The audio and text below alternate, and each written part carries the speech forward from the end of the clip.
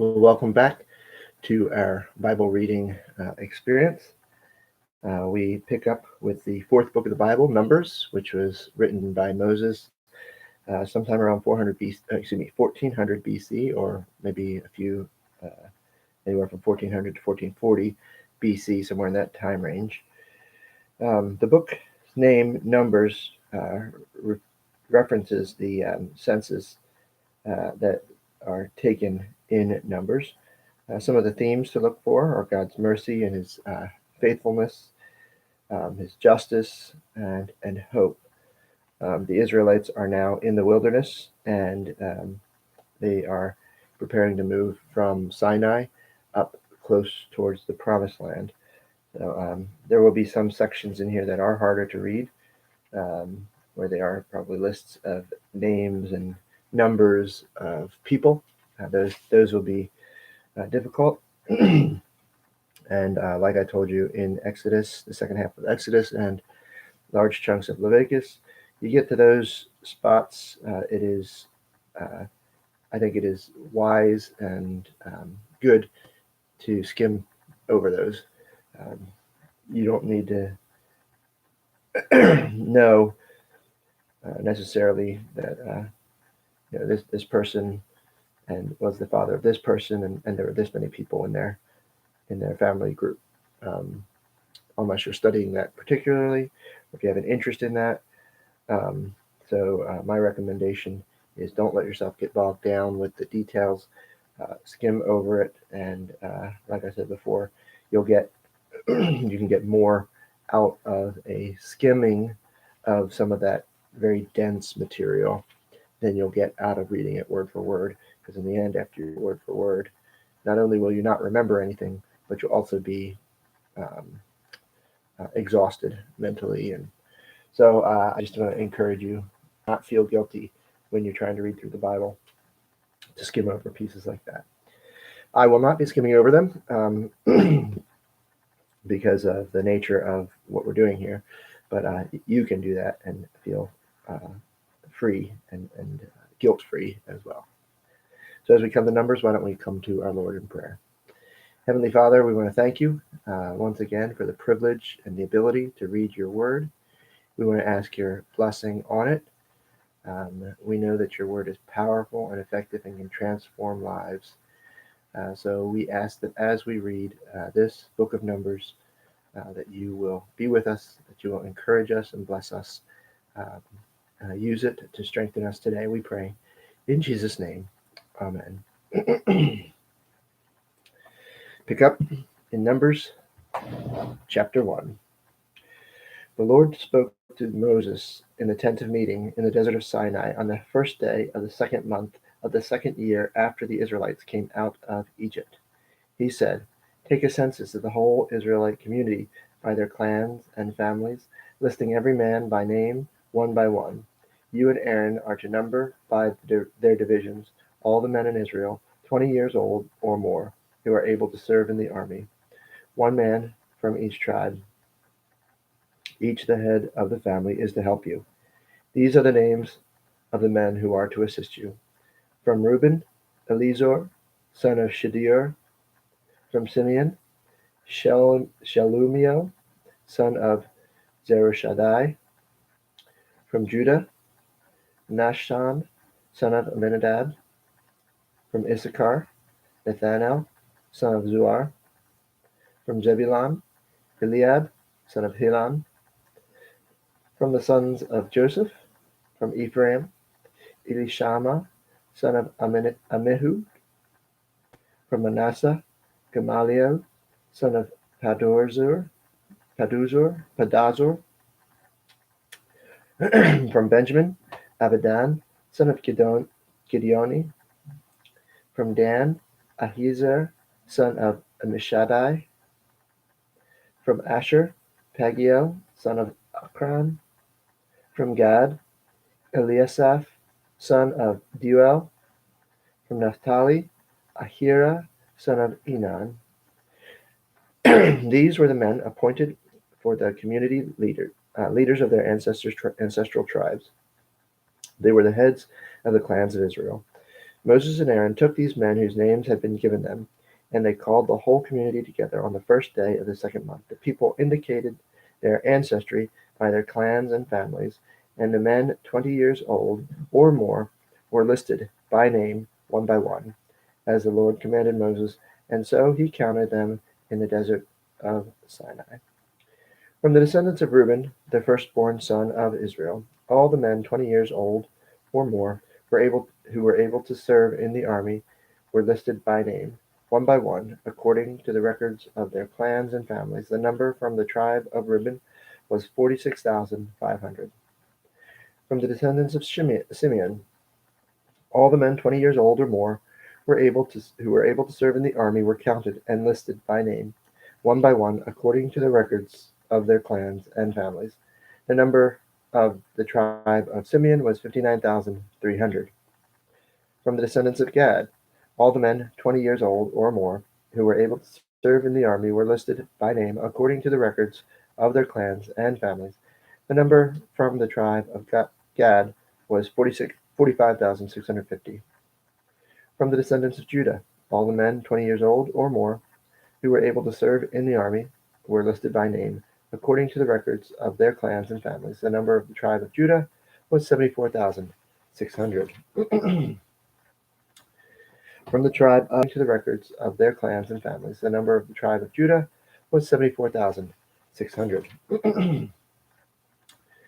From the tribe of Issachar, the men 20 years old or more who were able to serve in the army were listed by name, according to the records of their clans and families. The number of the tribe of Issachar was 54,400. From the descendants of Zebulun, all the men 20 years old or more who were able to serve in the army were listed by name, according to the records of their clans and families. The number from the tribe of Zebulun was 57,400. From the tribe of Joseph, from the descendants of Ephraim, all the men 20 years old or more who were able to serve in the army were listed by name according to the records of their clans and families. The number of their tribe of Ephraim was 40,500. From the descendants of Manasseh, all the men 20 years old or more who were able to serve in the army and were listed by name according to the records of their clans and families. The number of the tribe of Manasseh was 32,200. From the descendants of Benjamin, all the men 20 years old or more who were able to serve in the army were listed by name, according to the records of their clans and family. The number from the tribe of Benjamin was 35,400. From the descendants of Dan, all the men 20 years old or more who were able to serve in the army were listed by name, according to the records of their clans and families. The number from the tribe of Dan was 62,700. From the descendants of Asher, all the men 20 years old or more who were able to serve in the army were listed by name, according to the records of the clans and families. The number from the tribe of Asher was 41,500. From the descendants of Naphtali, all the men 20 years old or more who were able to serve in the army were listed by name according to the records of their clans and families. The number from the tribe of Naphtali was 53,400. These men were counted by Moses and Aaron and the 12 leaders of Israel, each one representing his family. All the Israelites 20 years old or more who were able to serve in Israel's army were counted according to their families. The total number was 603,550. The families of the tribe of Levi, however, were not counted along with the others. The Lord had said to Moses, "You must not count the tribe of Levi or include them in the census of the other Israelites. Instead, appoint the Levites to be in charge of the tabernacle of the testimony, over all its furnishings and everything belonging to it. They are to carry the tabernacle and all its furnishings. They are to take care of it and encamp around it. Whenever the tabernacle is to move, the Levites are to take it down, and wherever the tabernacle is to be set up, the Levites shall do it. Anyone else who goes near it shall be put to death. The Israelites are to set up their tents by divisions, each man in his own camp, under his own standard. The Levites, however, are to set up their tents around the tabernacle of the testimony so that they will not fall on the Israelite community, so that wrath will not fall on the Israelite community. The Levites are to be responsible for the care of the tabernacle of the testimony. The Israelites did all this just as the Lord had commanded Moses.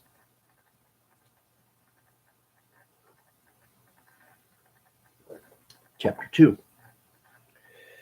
The Lord said to Moses, the Israelites are to camp around the tent of meeting, some distance from it, each man under his standard, with the banner of his family. On the east side, toward the sunrise, the divisions of the camp of Judah are to camp under their standard. The leader of the people of Judah is Nashban, son of Amminadab. His division numbered 74,600. The tribe of Issachar will camp next to them. The leader of the people of Issachar is Nathanael, son of Zuar. His division number is 54,400. The tribe of Zebulun will be next. The leader of the people of Zebulun is Eliab, son of Helon. His division numbers 57,400. All the men assigned to the camp of Judah, according to their divisions, numbered 186,400. They will set out first. On the south side of the division of the camp will be the divisions of the camp of Reuben under their standard. The leader of the people of Reuben is Elizur, son of Shedeur. His division numbers 46,500. The tribe of Simeon will camp next to them. The leader of the people of Simeon is Shelumiel, son of Zerushadai. His division numbers 59,300. The tribe of Gad will be next. The leader of the people of Gad is Eliasaph, son of Deuel. His division numbers 45,650. All the men assigned to the camp of Reuben, according to division numbers, number 151,450. They will set out second. Then the tent of meeting and the camp of the Levites will set out in the middle of the camps. They will set out in the same order as they encamp, each in his own place under his standard. Then on the west side will be the divisions of the camp of Ephraim under their standard. The leader of the people of Ephraim is Eshama, son of Ammihud. His division numbers 40,500. The tribe of Manasseh will be next to them. The leader of the people of Manasseh is Gamaliel, son of Pedazor. His division numbers 32,200. The tribe of Benjamin will be next. The leader of the people of Benjamin is Abidan, son of Gideoni. His division numbers 35,400. All the men assigned to the camp of Ephraim, according to their division numbers 108,100. They will set out third. On the north will be the divisions of the camp of Dan under their standard. The leader of the people of Dan is Ahiezer, son of Ammishaddai. His division numbers 62,700. The tribe of Asher will camp next to them. The leader of the people of Asher is Pagiel, son of Ochran. His division numbers 41,500. The tribe of Naphtali will be next. The leader of the people of Naphtali is Ahira, son of Enan. His division numbers 53,400. All the men assigned to the camp of Dan number 157,600. They will set out last under their standards. These are the Israelites counted according to their families. All those in the camps by their division number 603,550. The Levites, however, were not counted among the other Israelites, as the Lord commanded Moses. So the Israelites did everything the Lord commanded Moses. That is the way they encamped under their standards, and that is the way that they set out with his clan and family.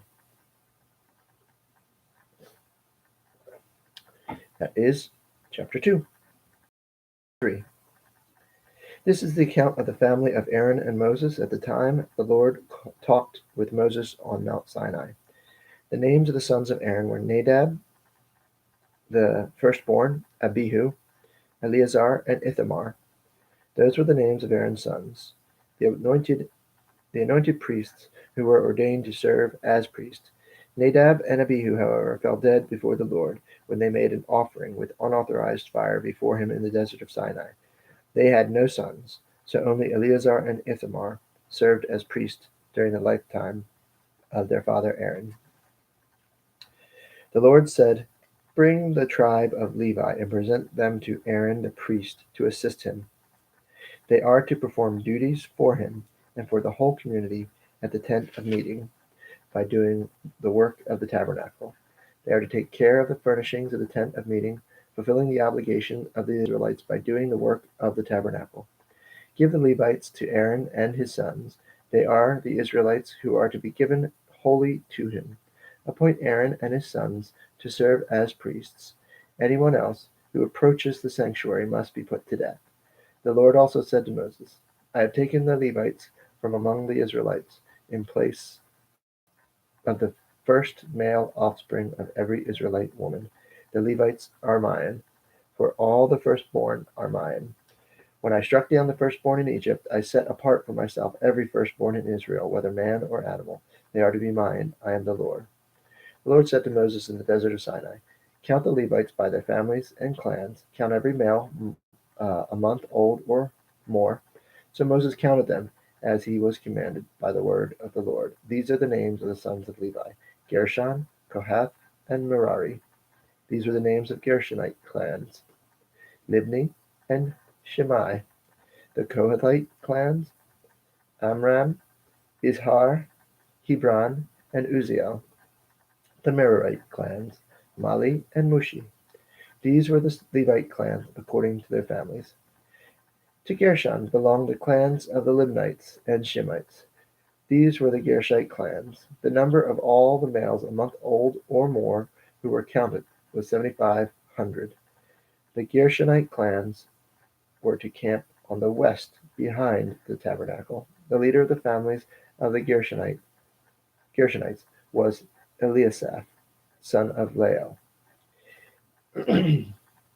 At the tent of meeting, the Gershonites were responsible for the care of the tabernacle and the tent, its coverings, the curtain at the entrance to the tent, the curtains of the courtyard, the curtain at the entrance to the courtyard surrounding the tabernacle and the altar, and the ropes, and everything related to their use. To Kohath belonged the clans of the Amramites, Azarites, Hebronites, and Uzzielites. These were the Kohathite clans. The number of the males a month older or more was 8,600. The Kohathites were responsible for the care of the sanctuary. The Kohathite clans were to camp on the south side of the tabernacle. The leader of the families of the Kohathite clan was Elisaphan, son of Uzziel. They were responsible for the care of the ark, the table, the lampstand, and the altars, the articles of the sanctuary used in ministering, the curtain, and everything related to their use. The chief leader of the Levites was Eleazar, son of Aaron, the priest. He was appointed over those who were responsible for the care of the sanctuary. To Merari belonged the clans of the Malites and the Mushites. These were the Merarite clans. The number of the males a month old or more who were counted was 6,200. The leaders of the families of the Merarite clans were Zuriel, son of Abihail. They were to camp on the north side of the tabernacle. The Merarites were appointed to take care of the frames of the tabernacle, its crossbars, posts, bases, all its equipment, and everything related to their use, as well as the posts of the surrounding courtyard with their bases, tent pegs, and ropes. Moses and Aaron and his sons were to camp to the east of the tabernacle toward the sunrise in front of the tent of meeting. They were responsible for the care of the sanctuary on behalf of the Israelites. Anyone else who approached the sanctuary was to be put to death. The total number of the Levites counted at the Lord's commands by Moses and Aaron, according to the clans including every male a month old or more, was 22,000. The Lord said to Moses, "Count all the firstborn Israelite males who are a month old or more, and make a list of their names. Take the Levites for me in place of all the firstborns of Israelites, and the livestock of the Levites in place of the firstborn of the livestock of the Israelites. I am the Lord." So Moses counted all the firstborn of the Israelites as the Lord commanded. The total number of firstborn males, a month old, the firstborn males, a month old or more, listed by name, was 22,273. Then the Lord said to Moses, "Take the Levites in place of all the firstborn of Israel, and the livestock of the Levites in place of their livestock. The Levites are to be mine. I am the Lord. To redeem the 273 firstborn Israelites who exceed the number of the Levites, collect 5 shekels for each one, according to the sanctuary shekel, which weighs 10 geraphs. Give the money for the redemption of the additional Israelites to Aaron and his sons." So Moses collected the redemption money from those who exceeded the number redeemed by the Levites. From the firstborn of the Israelites, he collected silver weighing 1,365 shekels, according to the sanctuary shekel. Moses gave the redemption money to Aaron and his sons, and as he was commanded by the word of the Lord. End of chapter 3.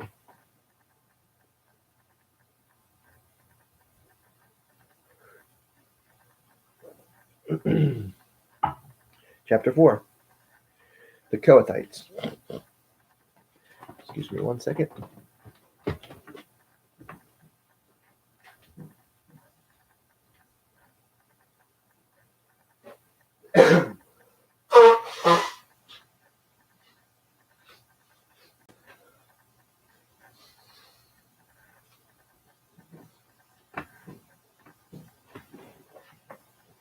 Okay.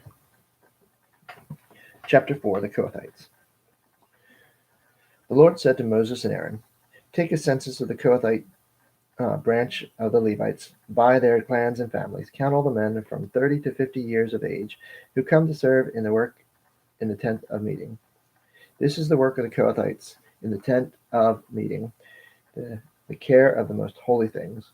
When the camp is to move, Aaron and his sons are to go in, take down the shielding curtain, and cover the ark of the testimony with it.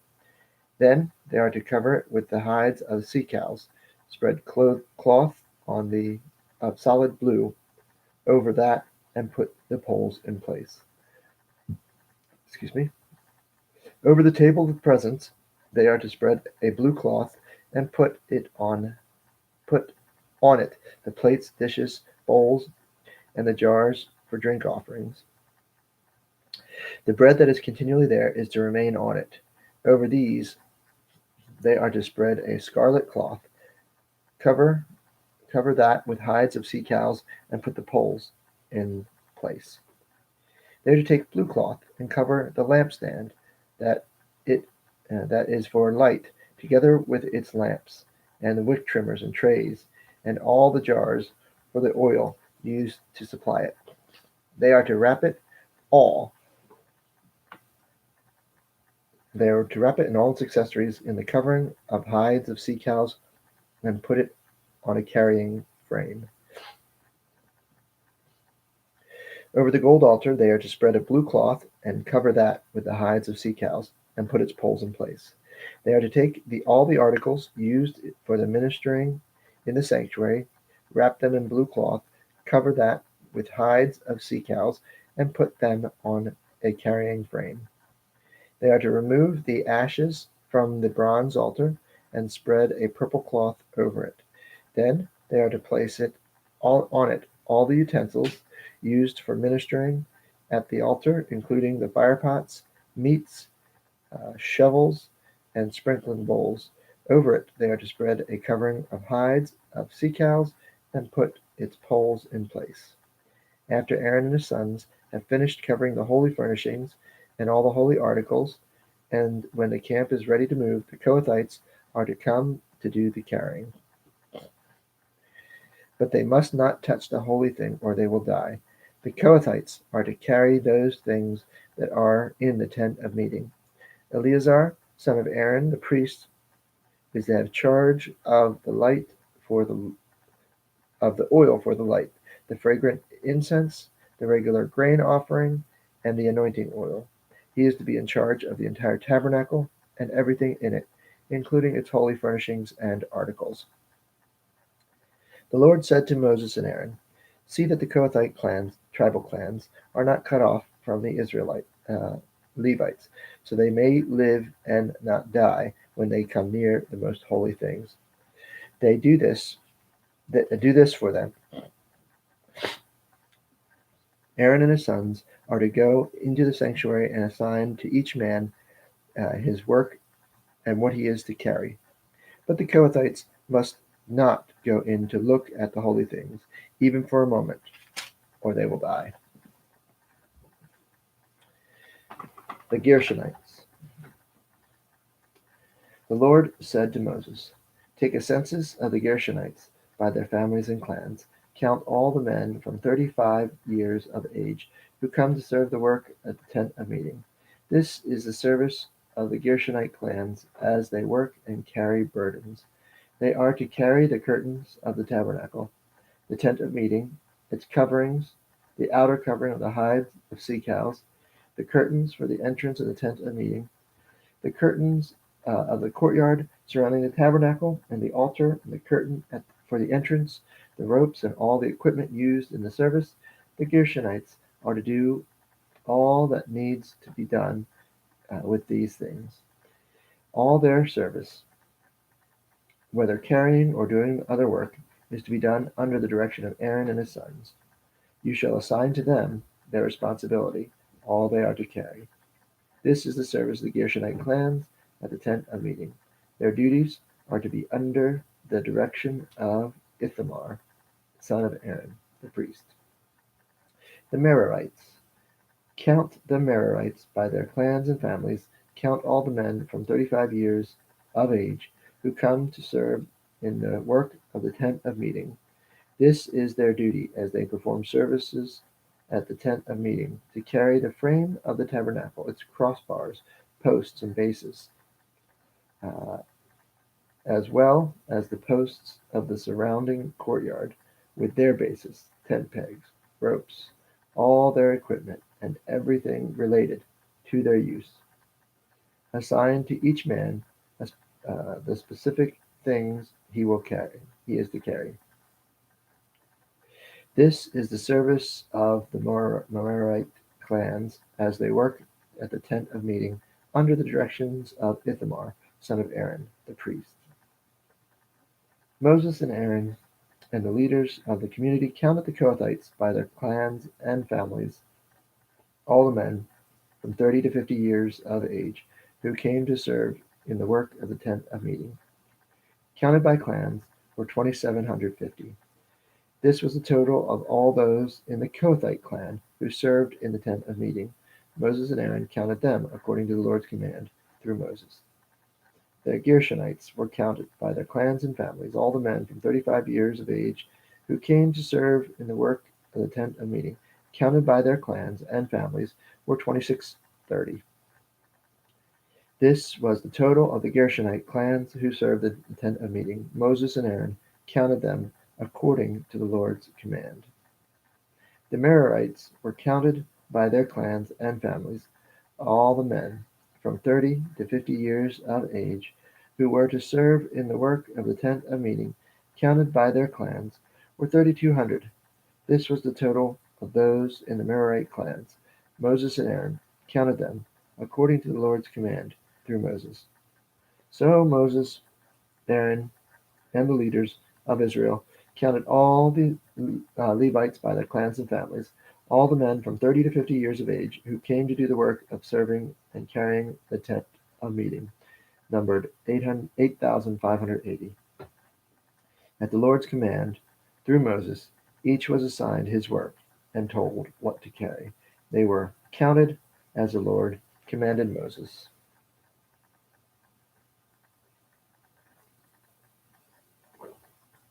Chapter 5. The Lord said to Moses, Command the Israelites and send away from the camp anyone who has infectious skin disease or discharge of any kind, or who is ceremonially unclean because of a dead body. Send every male and female alike. Send them outside the camp, so they will not defile the camp where I dwell among them. The Israelites did this. They sent them outside the camp. They did just as the Lord had instructed Moses.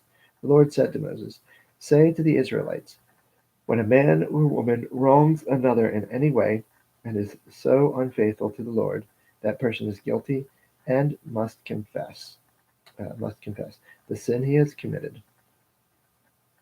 Must confess the sin he has committed. He must make full restitution for his wrong, add 1/5 to it, and give it to the person that he has wronged.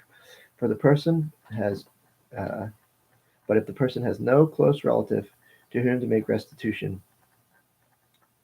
to whom restitution can be made for the wrong, the restitution belongs to the Lord and must be given to the priest, along with the ram with which atonement is made for him. All the sacred contributions the Israelites bring to the priest will belong to him. Each man's sacred gifts are his own, but what he gives to the priest will belong to the priest." Then the Lord said to Moses, "Speak to the Israelites and say to them, if a man's wife goes astray and is unlawful to him by sleeping with another man, and this is hidden from her husband, and her impurity is undetected, since there is no witness against her, and she has not been caught in the act, and if feelings of jealousy come over her husband, and he suspects his wife, and she is impure, or if he is jealous and suspects her even though she is not impure, then he is to take his wife to the priest. He must also take an offering of 1/10 of an ephah of barley flour on her behalf. He must not pour oil on it or put incense on it, because it is a grain offering for jealousy, a reminder offering to draw attention to guilt. The priest shall bring her and have her stand before the Lord. Then he shall take some holy water in a clay jar and put some dust from the tabernacle floor into the water.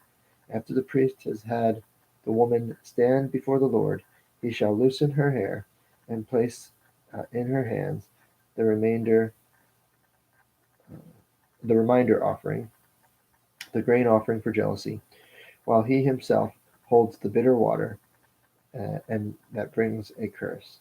Then the priest shall put the woman under the oath and say to her, if no other man has slept with you, and you have not gone astray and become impure while married to your husband, may this bitter water that brings a curse not harm you. But if you have gone astray while married to your husband, and you have defiled yourself by sleeping with a man other than your husband, here the priest is to put the woman under this curse of the oath. May the Lord cause your people to curse and denounce you when he causes your thigh to waste away and your abdomen to swell. May this water that brings a curse enter your body, so that your abdomen swells and your thigh wastes away. Then the woman is to say, Amen, so be it. The priest is to write these curses on a scroll and then wash them off into the bitter water. He shall have the woman drink the bitter water that brings a curse, and this water will enter her and cause bitter suffering. The priest is to take from her hands the grain offering for jealousy, wave it before the Lord, and bring it to the altar. The priest is then to take a handful of grain offering as a memorial offering and burn it on the altar. After that, he is to have the woman drink the water. If she has defiled herself and has been unfaithful to her husband, then when she is made to drink the water that brings a curse, it will go into her and cause bitter suffering. Her abdomen will swell and her thigh waste away, and she will become accursed among her people. If, however, the woman has not defiled herself and is free from impurity, she will be cleared of guilt and will be able to have children. This then is the law of jealousy, when a woman goes astray and defiles herself while married to her husband, or when feelings of jealousy come over a man because he suspects his wife, the priest is to have her stand before the Lord and is to apply this entire law to her. The husband will be innocent of any wrongdoing, but the woman will bear the consequences of her sin.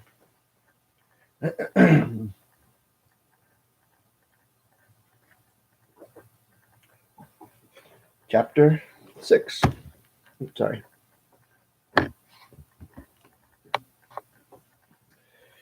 The Lord said to Moses, "Speak to the Israelites and say to them, if a man or a woman wants to make a special vow, a vow of separation to the Lord as a Nazirite, he must abstain from wine and other fermented drink, and must not drink vinegar made from wine or from other fermented drink.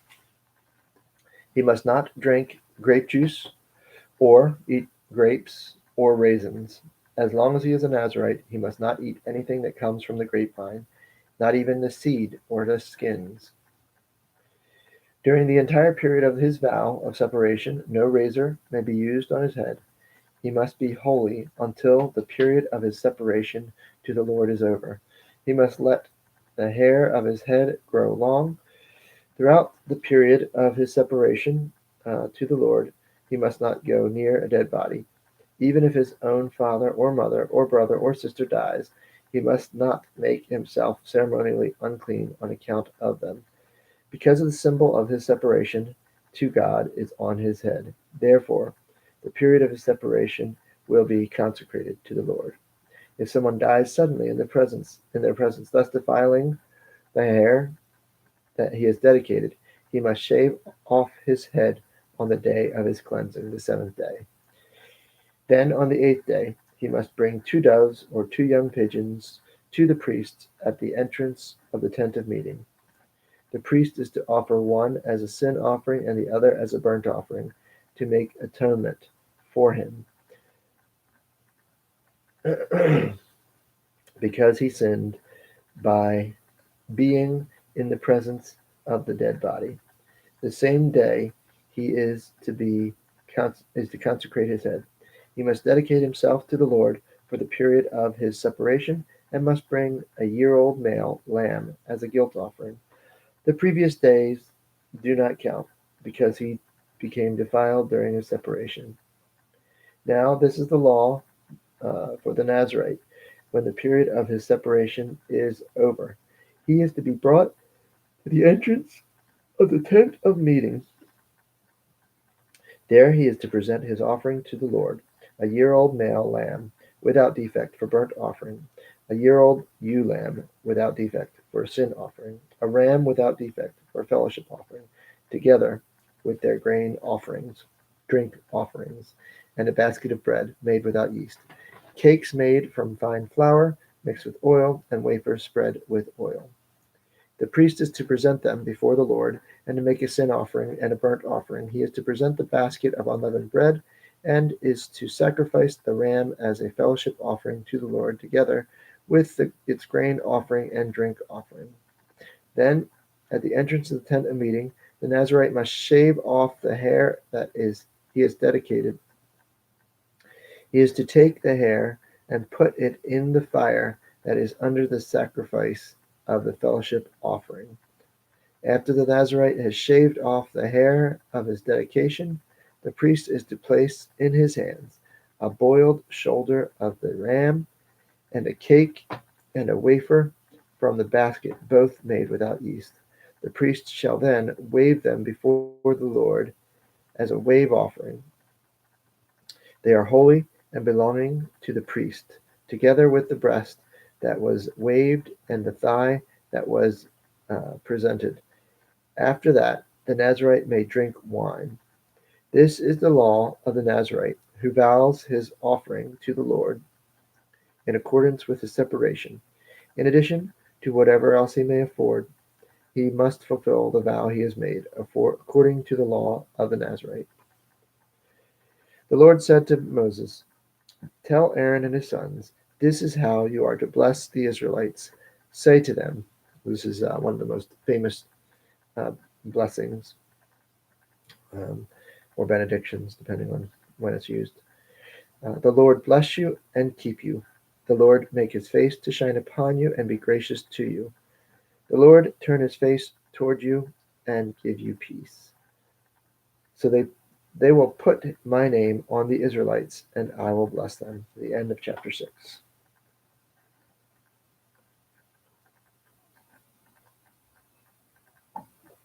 Chapter 7. When Moses finished setting up the tabernacle, he anointed and consecrated it with all its furnishings. He also anointed and consecrated the altar with all its utensils. Then the leaders of Israel, the heads of the families, who were the tribal leaders in charge of those who were counted, made offerings. They brought as their gifts before the Lord 6 covered carts and 12 oxen, an ox for each leader, and a cart for every 2. These they presented before the tabernacle. The Lord said to Moses, "Accept these from them, and they may be used in the work at the tent of meeting. Give them to the Levites as each man's work requires." So Moses took the carts and the oxen and gave them to the Levites. He gave 2 carts and 4 oxen to the Gershonites as their work required, and he gave 4 carts and 8 oxen to Merarites as their work required. They were all under the direction of Ithamar, the son of Aaron the priest. But Moses did not give any to the Kohathites, because they were to carry on their shoulders the holy things for which they were responsible.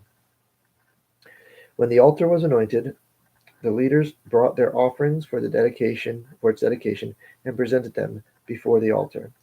For the Lord had said to Moses, "Each day 1 leader is to bring his offering for the dedication of the altar." The one who brought his offering on the first day was Nahshon, son of Amminadab, of the tribe of Judah. His offering was 1 silver plate weighing 130 shekels, and 1 silver sprinkling bowl weighing 70 shekels, both according to the sanctuary shekel, each filled with fine flour mixed with oil as a grain offering. The 1 gold dish weighing 10 shekels, filled with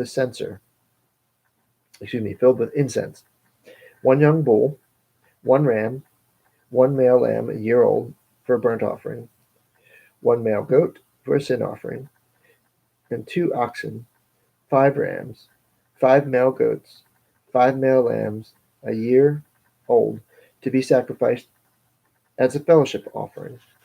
This was the offering of Nahshon, son of Amminadab. On the second day, and we're going to get to hear each day a different leader with his offering. On the second day, just trying to get comfortable here.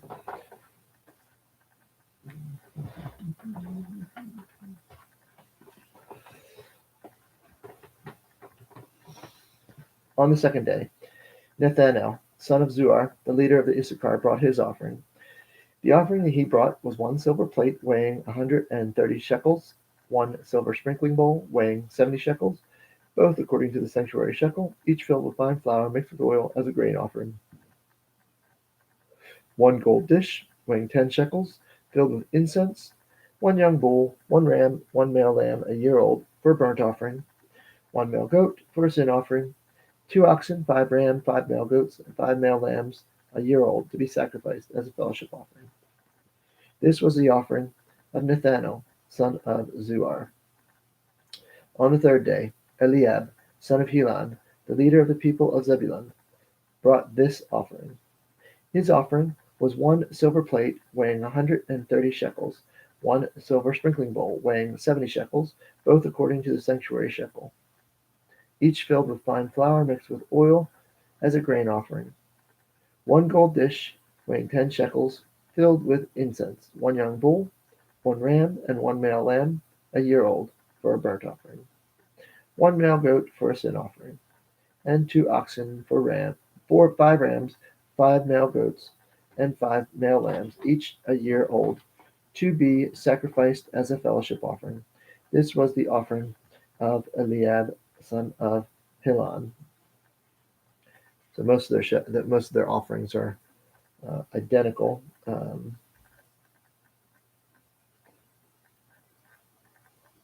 So when you're reading this on your own, if you just simply read the name of the leader, which you've already read in the tribe, then once you've read the description of the offering, it's all the same. So, but here we go. On the fourth day, Elizur, son of Shedeur, the leader of the people of Reuben, brought his offering.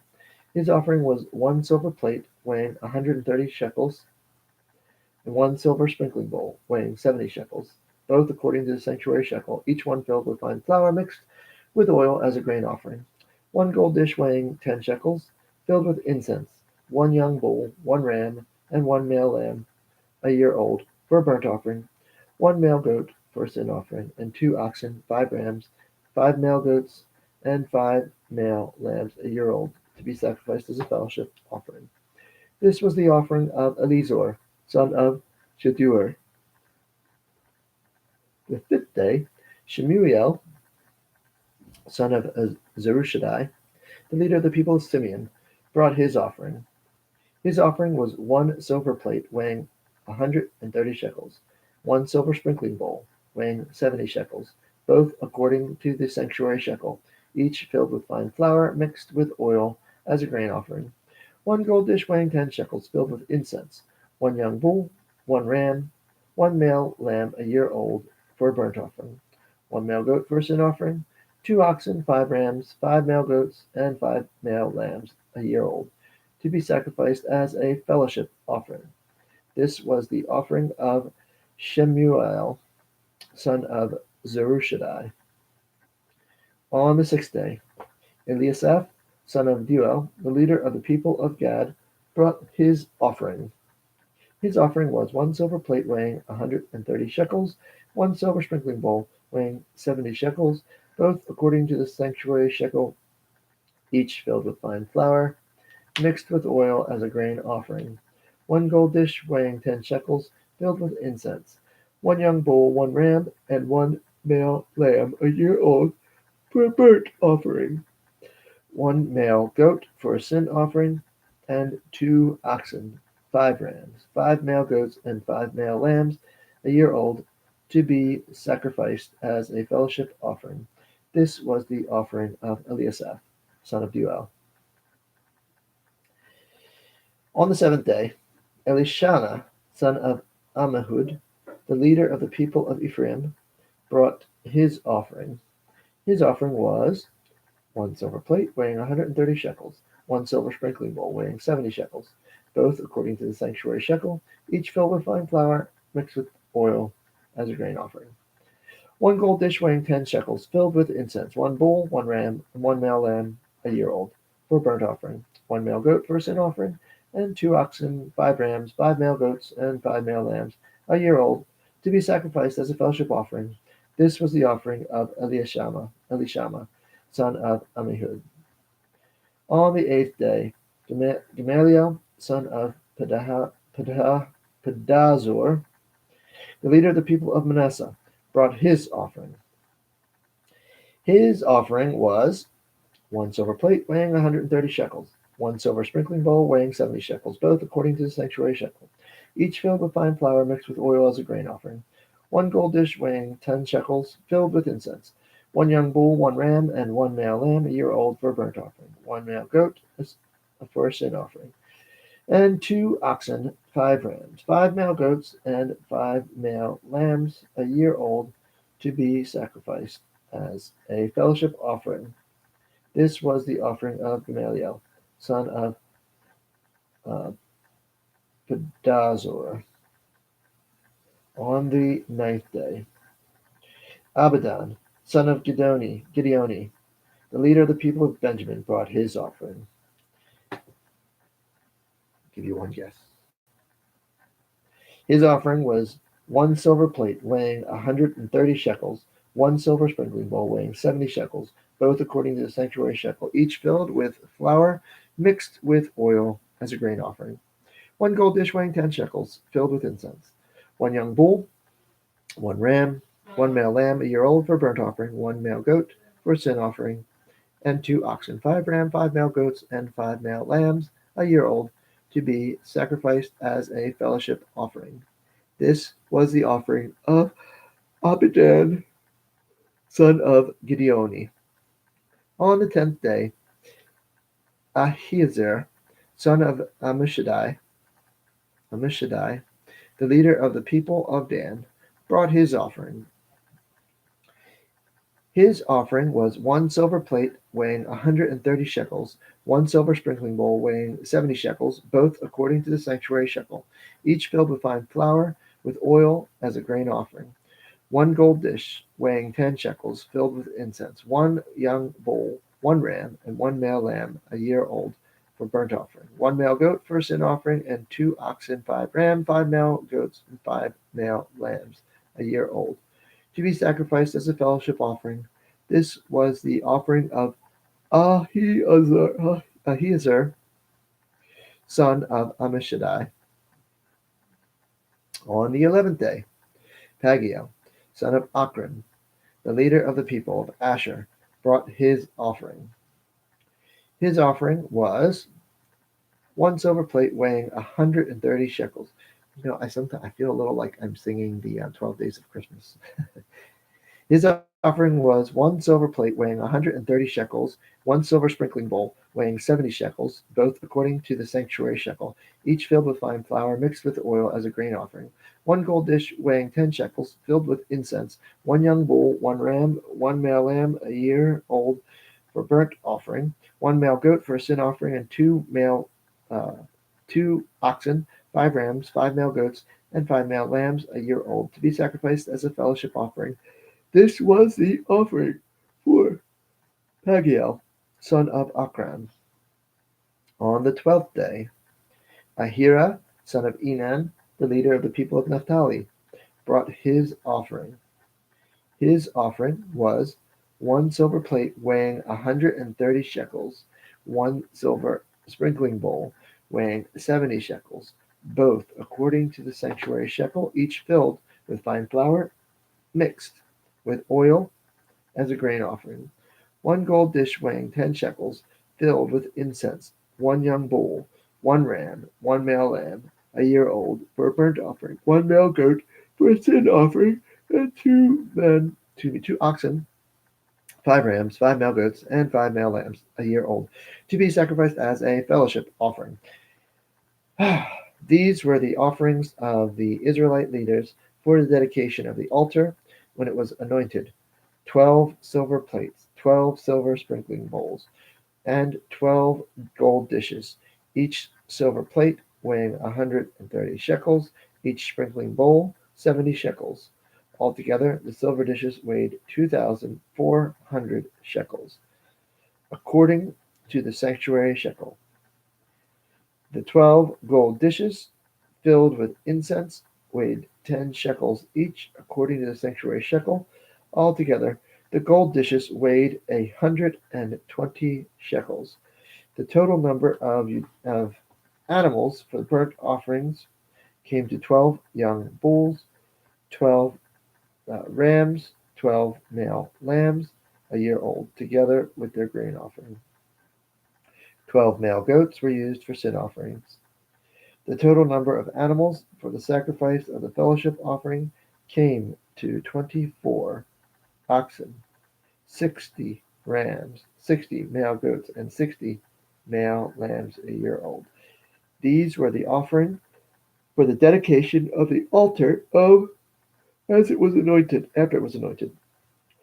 When Moses entered the tent of meeting to speak to the Lord, he heard the voice speaking to him from between the 2 cherubim above the atonement cover on the ark of the testimony, and he spoke with him. That was chapter 7. Tough one.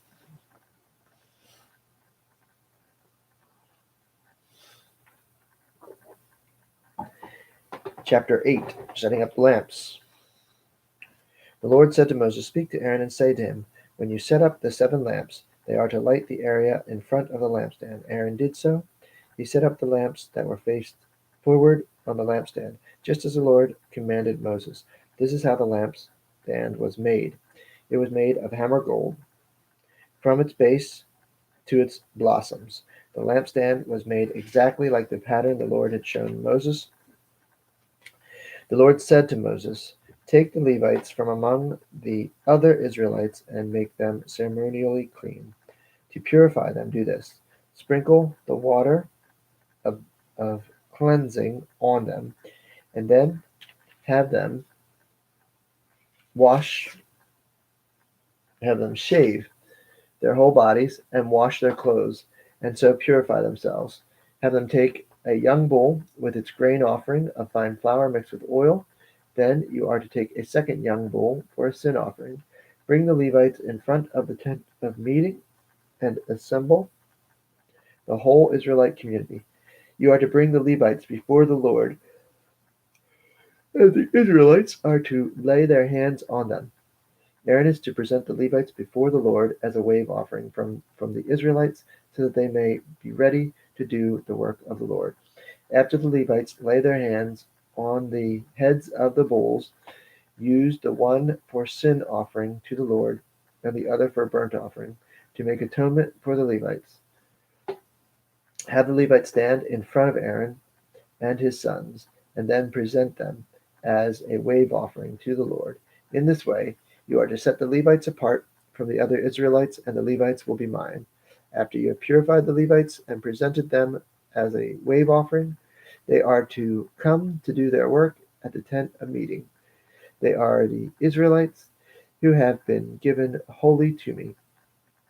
I have taken them as my own in place of the firstborn, the first male offspring from every Israelite woman, every firstborn male in Israel, whether man or female, is mine. When I struck down all the firstborn in Egypt, I set them apart for myself, and I have taken the Levites in place of the firstborn sons of Israel.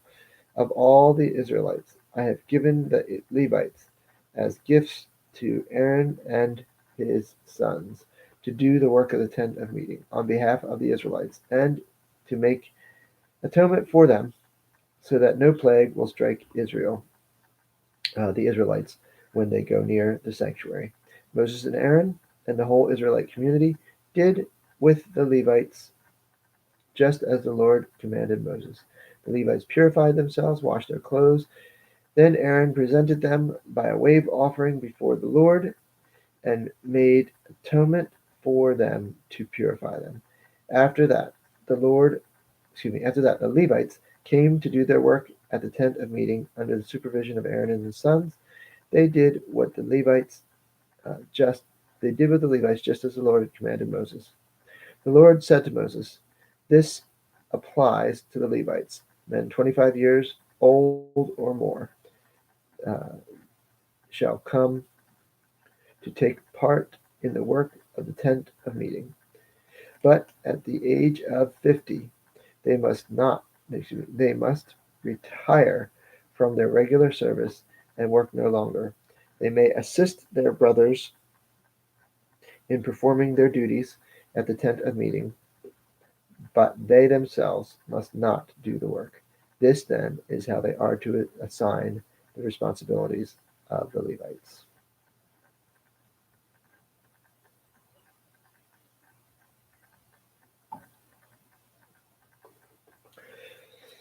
Chapter 9.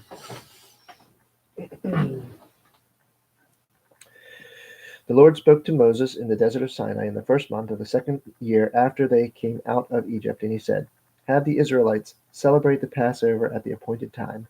Celebrate it at the appointed time at at twilight on the 14th day of this month, in accordance with all the rules and regulations." So Moses told the Israelites to celebrate the Passover, and they did so in the desert of Sinai at twilight on the 14th day of the first month. The Israelites did everything just as the Lord commanded. But some of them could not celebrate the Passover on that day because they were ceremonially unclean on account of a dead body. So they came to Moses and Aaron that same day and said to Moses, "We have become unclean because of a dead body. But why should we be kept from presenting the Lord's offering with the other Israelites at the appointed time?"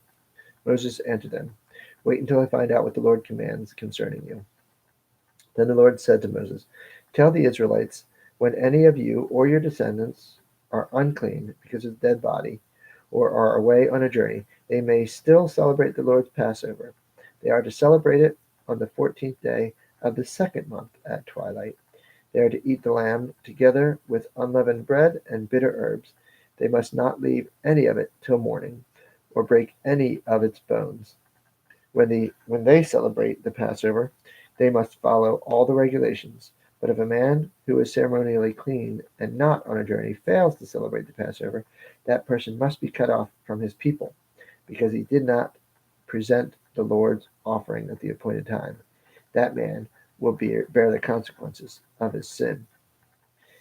An alien living among you who wants to celebrate the Lord's Passover must do so in all accordance with its rules and regulations. You must have the same regulations for the alien and for the native born.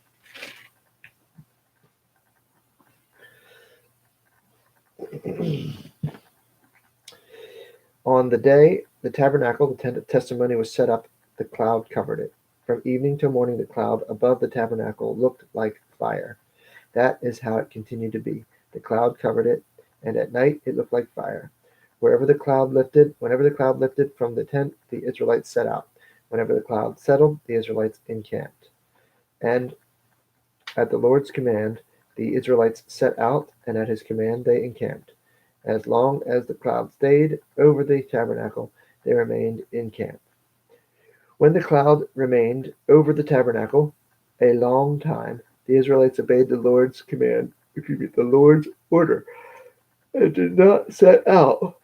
Sometimes the cloud was over the tabernacle only a few days. At the Lord's command, they would encamp, and then at his command, they would set out. Sometimes the cloud stayed only from evening till morning, and when it lifted in the morning, they set out, whether by day or by night. Whenever the cloud lifted, they set out. Whether the cloud stayed over the tabernacle for 2 days, or a month, or a year, the Israelites would remain in camp and not set out. But when it lifted, they would set out. At the Lord's command, they encamped, and at the Lord's command, they set out. They obeyed the Lord's order in accordance with his command through Moses.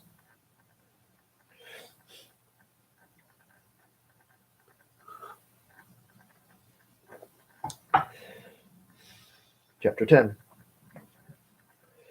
The Lord said to Moses, "Make 2 trumpets of hammered silver, and use them for calling the community together, and for having the camp set out. When both are sounded, the whole community is to assemble before you at the entrance of the tent of meeting. If only one is sounded, the leaders, the heads of the clans of Israel, are to assemble before you. When the trumpet blast is sounded, the tribes camping on the east side are to set out. At the sounding of the second trumpet blast, the camps of the south side are to set out. The blast will be the signal for setting out. To gather the assembly, blow the trumpets, but not with the same signal. The sons of Aaron, the priests, are to blow the trumpets. This is to be a lasting ordinance for you and the generations to come. When you go into battle in your own land against an enemy who is oppressing you, sound a blast on the trumpets. Then you will be remembered by the Lord your God and rescued from your enemies. Also, at your times of rejoicing, your appointed feasts and new moon festivals, you are to sound the trumpets over your burnt offerings and fellowship offerings, and they will be a memorial for you before your God. I am the Lord your God. On the 20th day of the second month of the second year, the cloud lifted from above the tabernacle of testimony. Then the Israelites set out from the desert of Sinai and traveled from place to place until the cloud came to rest in the desert of Paran. They set out the first time at the Lord's command through Moses. The divisions of the camp of Judah went first, under their standard. Nahshon, son of Amminadab, was in command. Nathanael, son of Zuar, was over the division of the tribes of Issachar, and Eliab, son of Helon, was over the division of the tribes of Zebulun. Then the tabernacle was taken out, and Gershonite and Merarite who carried it set out. The divisions of the camp of Reuben set out next under the standard. Elizur, son of Shedeur, was in command. Shelumiel, son of Zerushadai, was over the division of the tribes of Simeon, and Elisaph, son of Duel, was over the division of the tribes of Gad. Then the Kohathites set out, carrying holy things. The tabernacle was to be set before they arrived. The divisions of the camp of Ephraim went next under their standard. Elishama, son of Ammihud, was in command. Gamaliel, son of Pedazur, was over the division of the tribes of Manasseh, and Abidan, son of Gideoni, was over the division of the tribes of Benjamin. Finally, the rear guard from the units, the divisions of the camp of Dan set out, under their standard. Ahiezer, son of Amishadai, was in command. Pagiel, son of Akran, was over the division of the tribe of Asher, and Ahira, son of Enan, was over the division of the tribe of Naphtali. This was the order of the march for the Israelite divisions as they set out. Now Moses said to Hobab, son of Ruel, the Midianite, Moses' father-in-law, we are setting out for the place about which the Lord said, I will give it to you. Come with us, and we will treat you well, for the Lord has promised good things to Israel. He answered, No, I will not go. I am going back to my own land and my own people. But Moses said, Please do not leave us. You know where we should camp in the desert, and you can be our eyes. If you come with us, we will share with you whatever good things the Lord gives us. So they set out from the mountainside from the mountain of the Lord, and traveled for 3 days. The ark of the covenant of the Lord went before them during those 3 days, to find them a place to rest. The cloud of the Lord was over them by day when they set out from the camp. Whenever the ark set out, Moses said, Rise up, O Lord, may your enemies be scattered, may your foes flee before you. Whenever it came to rest, he said, Return, O Lord, to the countless thousands of Israel. End of the chapter.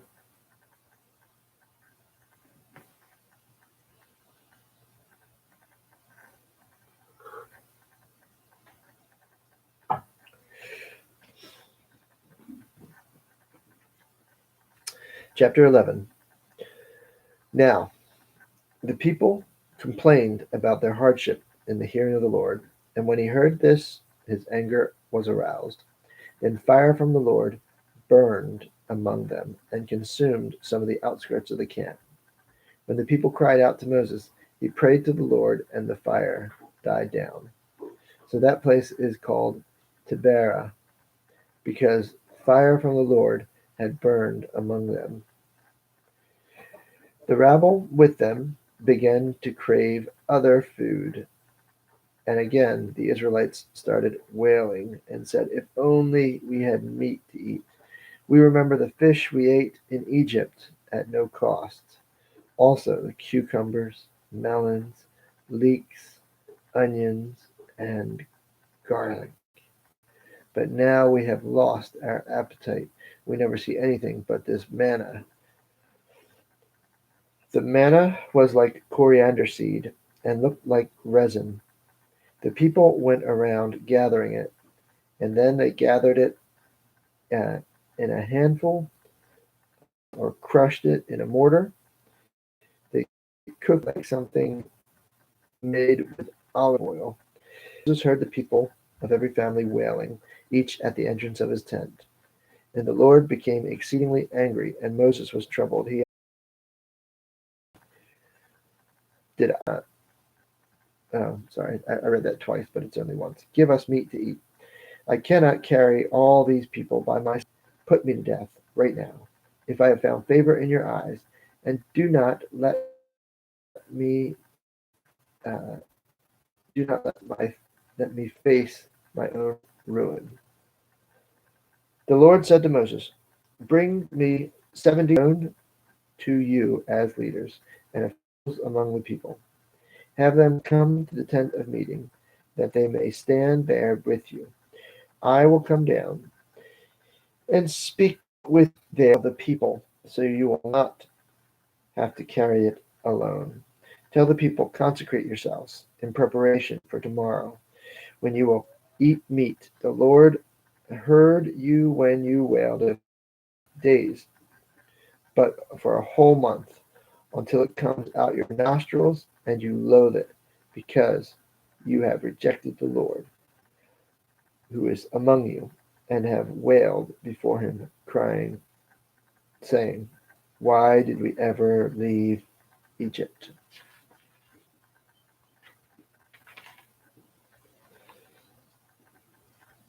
But Moses said, here I am among 600,000 men on foot, and you say I will give them meat to eat for the whole month? Would they have enough if flocks and herds were slaughtered for them? Would they have enough if all the fish of the sea were caught for them?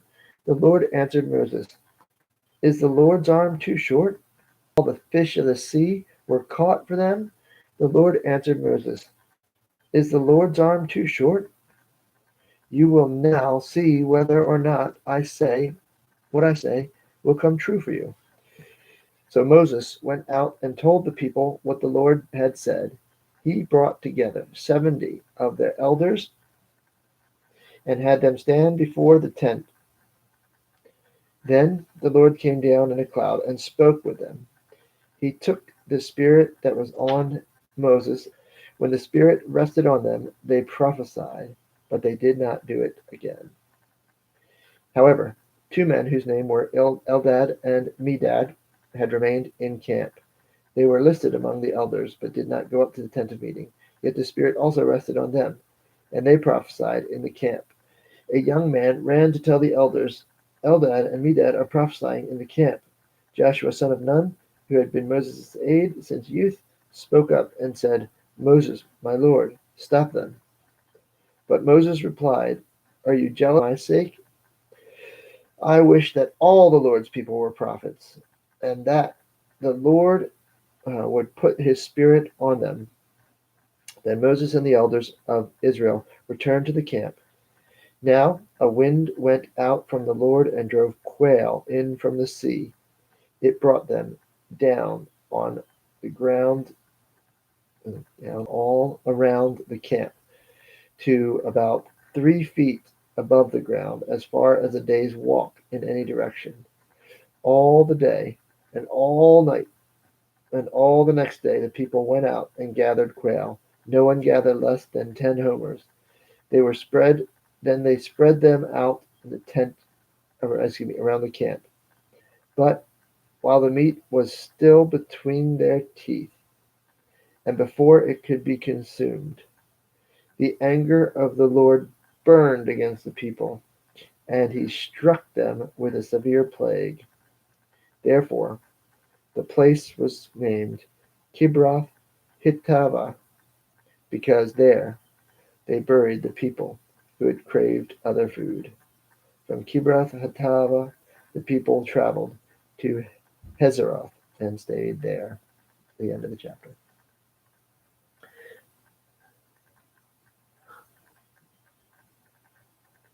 As we are going through this corona um, plague, people are thinking about the way that God has plagued others in the past to when they were disobedient, when they rebelled. Some people would say this is punishment from God, and then they would go on to cite the many sins that our nation and our world have committed. Um, Others mock that. I think that's ridiculous. Um, but I think for me, I would just, if you point and look at the world, say, what is the world doing to actively seek to honor the Lord? How are people trying to lift high the name of Jesus? I'm not saying just worship any God. I'm saying, how do people try to honor and glorify Jesus? Is the world doing that? I think by and large, um, most people would agree that no, the world is not doing that. So to me, uh, a plague like this, God would be well more than justified. In fact, you could argue that he is delayed in sending this plague, if it is punishment specifically. I'm not saying that it is, but it certainly could be. We certainly deserve it, I feel, because we don't honor Jesus. We like to think about things, we like to think about divine beings, we like to think about religion and spirituality, but when it comes to honoring Jesus, I think the world has largely failed. There's a remnant, I believe, of true believers, a small minority. There's a larger group of people that are sort of following Jesus, maybe going to church or praying or maybe even reading their Bible. But if I were to say, how many people are wholesale, devoted, sold out for Jesus? Their lives are completely dedicated in every facet to honor Father and the Son and the Holy Spirit, the God of the Bible. I think my guesstimate would be a very small minority. So would God be justified in sending a plague like this? Certainly. It's what just happened here in Numbers 11. The plague, a severe plague, went through the camp of the Israelites because of their grumbling. So anyway,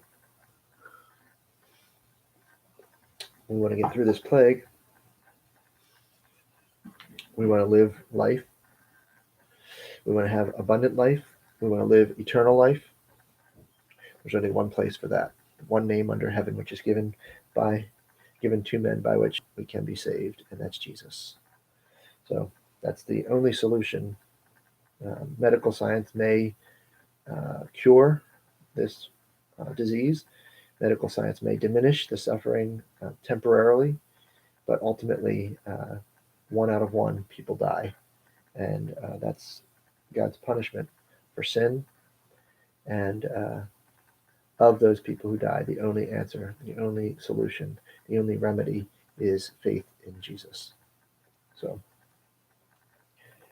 if you don't believe, I encourage you now, don't wait any longer. Now is the time. Give your life to Christ. Accept his sacrifice. Believe in him as the Lord and as the Son of God, as having paid for your sins. Accept him. Feel free to contact the church too. We'll pray with you and help you with your next steps of faith in your relationship with Jesus. I'm going to pick up here with chapter 12. Miriam and Aaron began to talk against Moses because of his Cushite wife, for he had married a Cushite. Has the Lord spoken only through Moses? They asked. Hasn't he also spoken through us? And the Lord heard this. Now Moses was a very humble man, more humble than anyone else on the face of the earth. At once the Lord said to Moses, Aaron and Miriam, to Moses, once the Lord said to Moses, Aaron, and Miriam, come out to the tent of meeting, all three of you. So the three of them came out. Then the Lord came down in a pillar of cloud and stood at the entrance of the tent and summoned Aaron and Miriam.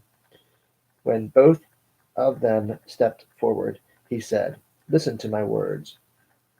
When a prophet of the Lord is among you, I reveal myself to him in visions.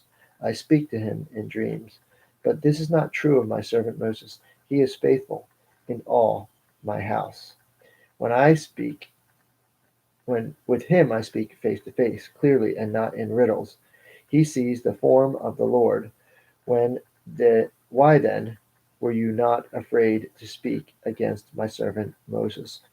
We talked about this in, I think it was Exodus.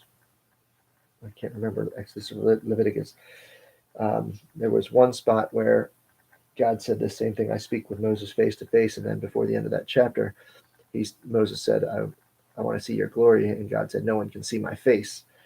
And so what God is saying here is not that he is showing Moses his unveiled, glorious presence, his true and eternal and complete glorious face, but some sort of a diminished and reduced image that Moses can withstand.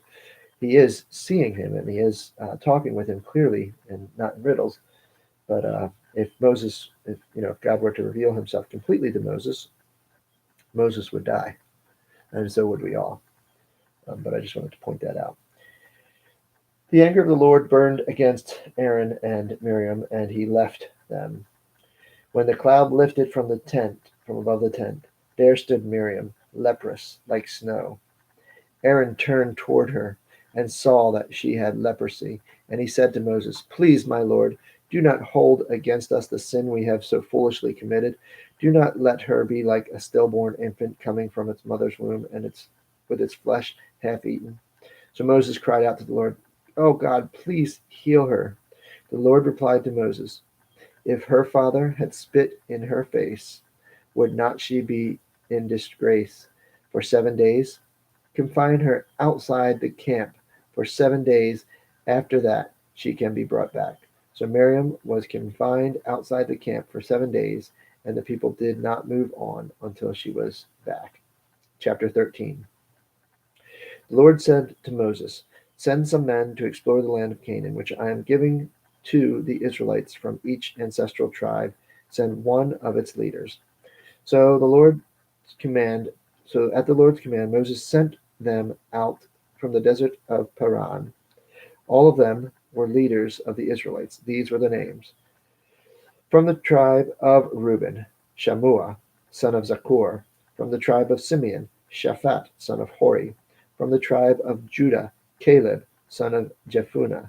From the tribe of Issachar, Igal, son of Joseph.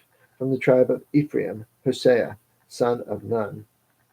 Also Joshua, same Hosea, Yeshua, Hosea. Thinking about the triumphal entry, Hosea in the highest. Hosanna in the highest. Hosanna, Yeshua. Anyway, sorry. From the tribe of Benjamin, Palti, son of Raphu.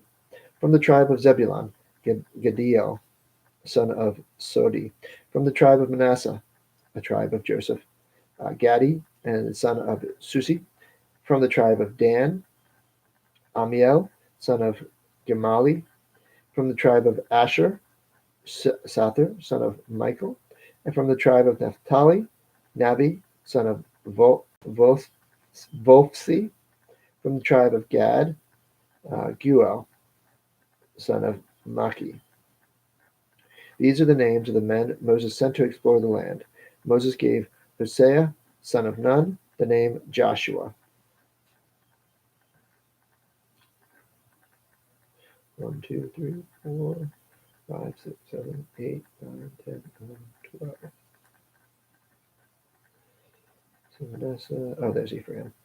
Couldn't see. I didn't. Usually Ephraim and Manasseh are listed side by side. So when I read Manasseh, a tribe of Joseph, I thought, well, where's Ephraim? I had already read Ephraim 2 verses earlier. When Moses sent them to explore Canaan, he said, go up through the Negev and on into the hill country. See what the land is like, and whether the people live there are strong or weak, few or many. What kind of land do they live in? Is it good or bad? What kind of towns do they live in? Are they unwalled or fortified? How is the soil? Is it fertile or poor? Are there trees on it or not? Do your best to bring back some of the fruit of the land. It was the season for the first ripe grapes. So they went up and explored the land from the desert of Zin as far as Rahav toward Lebo Hamath. They went up through the Negev and came to Hebron. That's the place where Abraham and Isaac, Jacob, and Joseph and their wives are buried, minus Rachel. Shishai and Talmai, the descendants of Anak, lived there. Uh, Anak was a giant, a huge man, and so anyone who's giant like that is considered to be a descendant of Anak, Goliath among them. Hebron had been built 7 years before Zoan in Egypt. When they reached the valley of Eshcol, they cut off a branch bearing a single cluster of grapes. 2 of them carried it on a pole between them, along with some pomegranates and figs. The place was called the Valley of Eshcol because of the cluster of grapes the Israelites cut off. At the end of 40 days, they returned from exploring the land. They came back to Moses and Aaron and the whole Israelite community at Kadesh in the desert of Paran. There they reported to them and the whole assembly and showed them the fruit of the land. They gave Moses this account: We went into the land to which you sent us, and it does flow with milk and honey. Here's the fruit. But the people who live there are powerful, and the cities are fortified and very large. We even saw descendants of Anak there. The Amalekites live in the Negev. The Hittites, Jebusites, and Amorites live in the hill country. Jebusites lived in Jerusalem. That was Jebus. And the Canaanites live near the sea along the Jordan.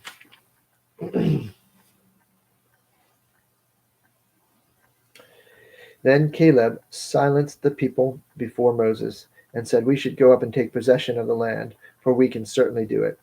But the men who had gone up with him said, We can't attack those people. They are stronger than we are. And they spread among the Israelites a bad report about the land they had explored. They said, The land we explored devours those living in it. All the people we saw there are great size. We saw Nephilim there. The descendants of Anak come from Nephilim. So again, that's a connection there.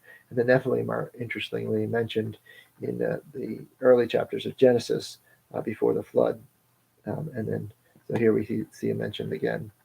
We seemed like grasshoppers in our own eyes, and we looked the same to them. Here's a picture of Kadesh Barnea. This is where they were camped out. People, I think, forget that all these places are real. They actually have remains there, and often have evidence that the events the Bible describes took place.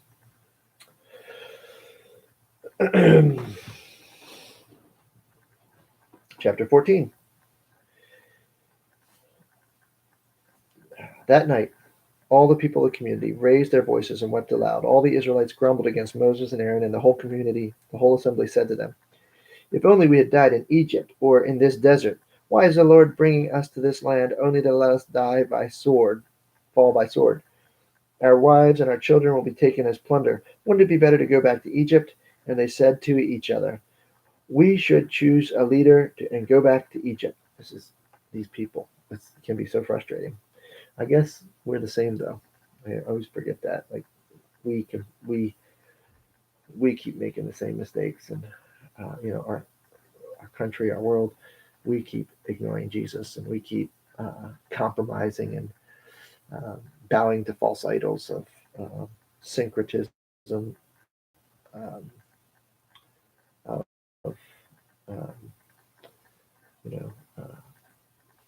of blending of religions where we include other gods and say, well, they're just as good as our God, and they're just as spiritual as we are, and what makes them any worse than us, or us any better than them? We do the same thing. So, but I guess just frustrating when you read about it. It seems so clear. I guess that's the benefit of hindsight. Then Moses and Aaron fell face down in front of the whole Israelite assembly gathered there. Joshua, son of Nun, and Caleb, son of Jephunneh, who were among those who had explored the land, tore their clothes and said to the entire Israelite assembly, "The land we passed through and explored is exceedingly good. If the Lord is pleased with us, he will lead us into that land, a land flowing with milk and honey, and will give it to us. Only do not rebel against the Lord, and do not be afraid of the people of the land, because we will swallow them up. Their protection is gone, but the Lord is with us. Do not be afraid of them." But the whole assembly talked about stoning them. Then the glory of the Lord appeared at the tent of meeting, and to all the Israelites.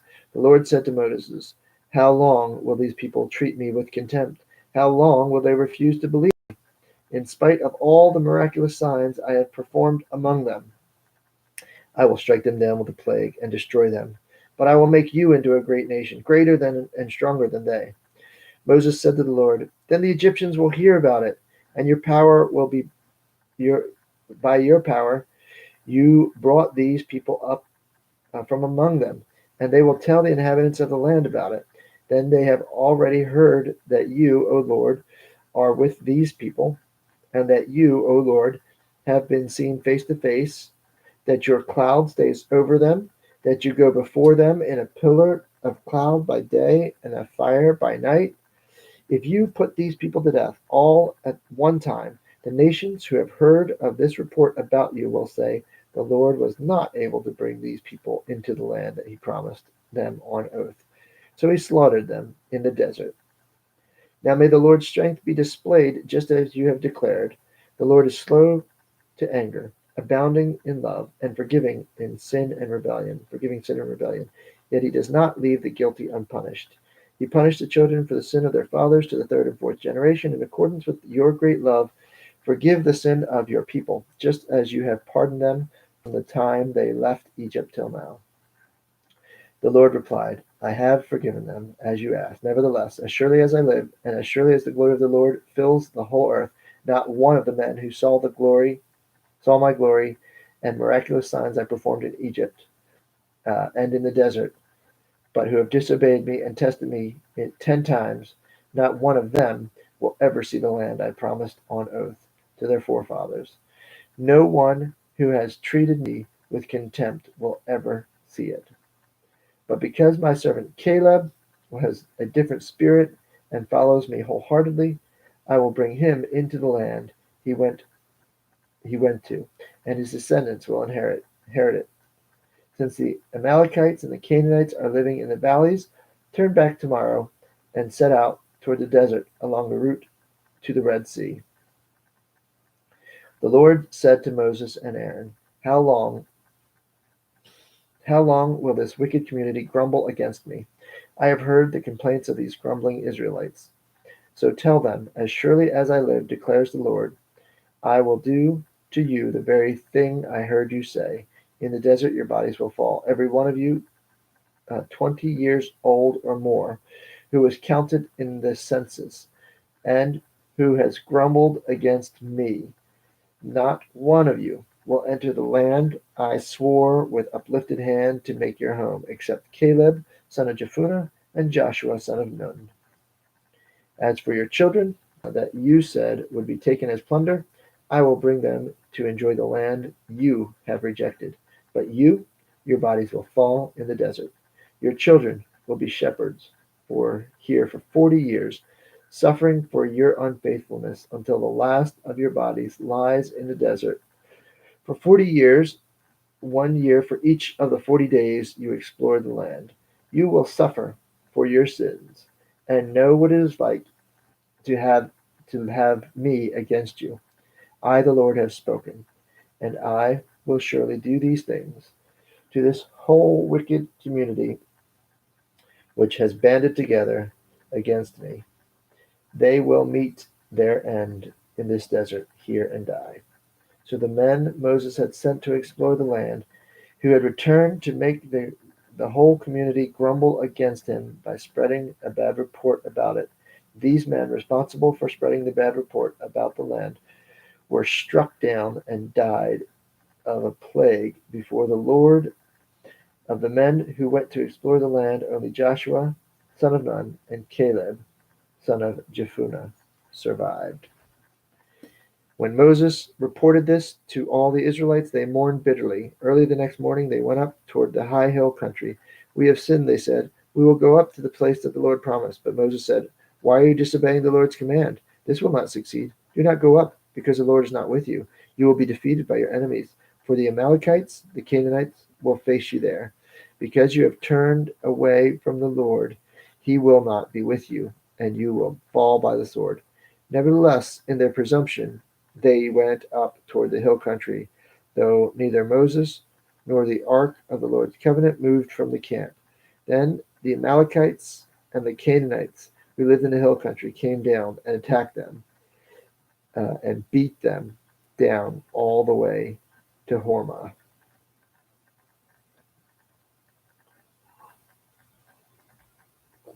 Chapter 15. The Lord said to Moses, Speak to the Israelites and say to them, After you enter the land I am giving you as a home, and you present to the Lord offerings made by fire from the herd or the flock as an aroma pleasing to the Lord, whether burnt offerings or sacrifices for special vows or freewill offerings or festival offerings, then the one who brings his offering shall present to the Lord a grain offering of a tenth of an ephah of fine flour mixed with a quarter of a hin of oil with each lamb. For a burnt offering or the sacrifice, prepare a quarter of a hin of wine as a drink offering. With the ram, prepare a grain offering of 2/10 of an ephah of fine flour mixed with a third of a hin of oil and a third of a hin of wine as a drink offering. Offer it as an aroma pleasing to the Lord. Excuse me. When you prepare the young bull as a burnt offering or a sacrifice for a special vow or a fellowship offering to the Lord, bring with the bull a grain offering of 3/10 of an ephah of fine flour mixed with a half of a hin of oil. Also bring a half of a hin of wine as a drink offering. It will be an offering made by fire, an aroma pleasing to the Lord. Each bull or ram, each lamb or young goat is to be prepared in this manner. Do this for each one, for as many as you prepare. Everyone who is a native born must do these things in this way when he brings an offering made by fire as an aroma pleasing to the Lord. For the generations to come, whenever an alien or anyone else living among you presents an offering made by fire, an aroma pleasing to the Lord, he must do exactly as you do. The community is to have the same rules for you and for the alien living among you. This is a lasting ordinance for the generations to come. You and the alien shall be the same before the Lord. The same laws and regulations will apply both to you and to the alien living among you. The Lord said to Moses, Speak to the Israelites and say to them, When you enter the land to which I am taking you, and you eat the food of the land, present a portion of it as an offering to the Lord. Present a cake from the first of your ground meal, and present it as an offering from the threshing floor. Throughout the generations to come, you are to give this offering to the Lord from the first of your ground meal. So if you unintentionally fail to keep any of the commands the Lord gave Moses, any of the Lord's commands to you through him, from the day the Lord gave them and the continuing through the generations to come, and if this is done unintentionally without the community being aware of it, then the whole community is to offer a young bull for a burnt offering as an aroma pleasing to the Lord, along with its prescribed grain offerings and drink offerings, and the male goat for a sin offering.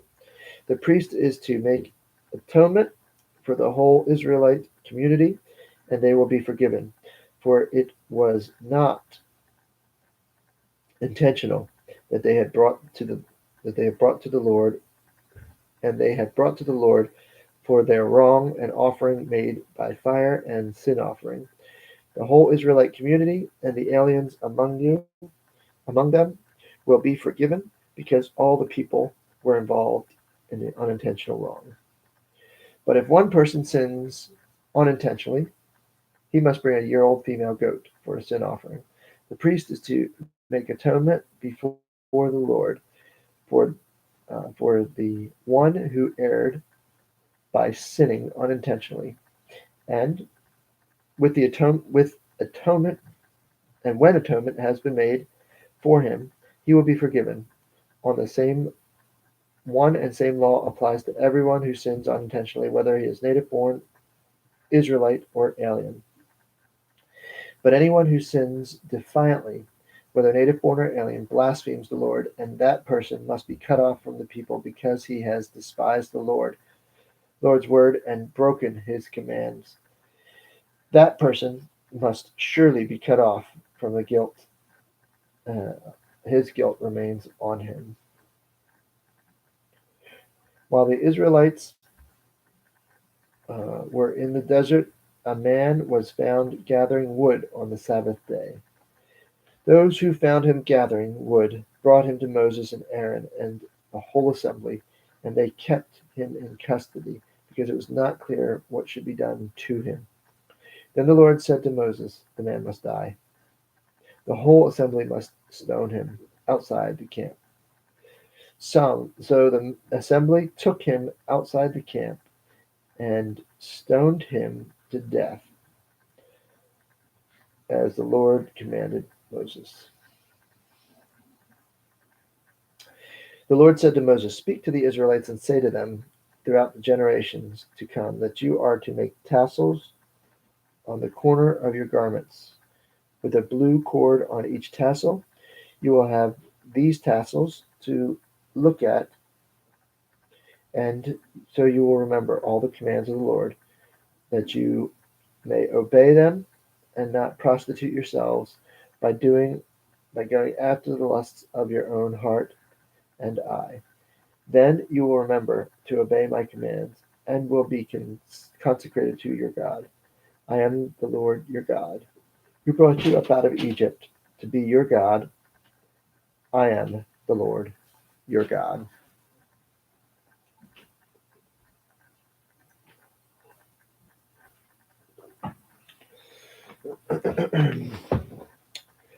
Chapter 16 of Numbers. Korah, son of Izhar, the son of Kohath, son of Levi, and certain Reubenites, Dathan and Abiram, son of Eliab, and On, son of Peleth, became insolent and rose up against Moses. With them were 250 Israelite men, well-known community leaders, who had appointed members of the council. They came as a group to oppose Moses and Aaron, and said to them, You have gone too far. The whole community is holy, every one of them, and the Lord is with them. Why then do you set yourselves above the Lord's assembly?" When Moses heard this, he fell down. Then he said to Korah and his followers, "In the morning the Lord will show who belongs to him and who is holy, and he will have that person come near him. The man he chooses, he will cause to come near him. You, Korah, and all your followers are to do this. Take censers, and tomorrow put fire and incense in them before the Lord. The man the Lord chooses will be the one who is holy. You Levites have gone too far." Moses also said to Korah, "Now listen, you Levites, isn't it enough for you that the God of Israel has separated you from the rest of the Israelite community and brought you near himself to do the work at the Lord's tabernacle and to stand before the community and minister to them? He has brought you and your fellow Levites near himself, but now you are trying to get the priesthood too? It is against the Lord that you and your followers have banded together. Who is Aaron that you should grumble against him?" Then Moses summoned Dathan and Abiram, the sons of Eliab. But they said, "We will not come. Isn't it enough that you have brought us up out of a land flowing with milk and honey to kill us in the desert? And now you also want to lord it over us? Moreover, you haven't brought us into a land flowing with milk and honey, or given us an inheritance of fields and vineyards. Will you gouge out the eyes of these men? No, we will not come." Interesting, they didn't go into the land flowing with milk and honey because they refused to go. Then Moses became very angry, and he said to the Lord, "Do not accept their offering. I have not taken so much as a donkey from them, nor have I wronged any of them." Moses said to Korah, "You and all your followers are to appear before the Lord tomorrow, and you and Aaron," I'm going to turn off that ringer.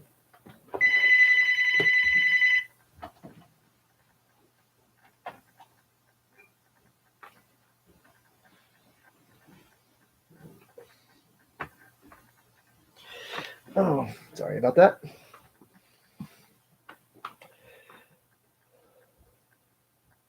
Then Moses said to Korah, "You and your followers," I'm picking up at verse 16, "are to appear before the Lord tomorrow, you and they and Aaron. Each man is to take his censer, put incense in it, 250 censers in all, and present it before the Lord. You and Aaron are to present your censers also." So each man took his censer, and put fire and incense in it, and stood with Moses and Aaron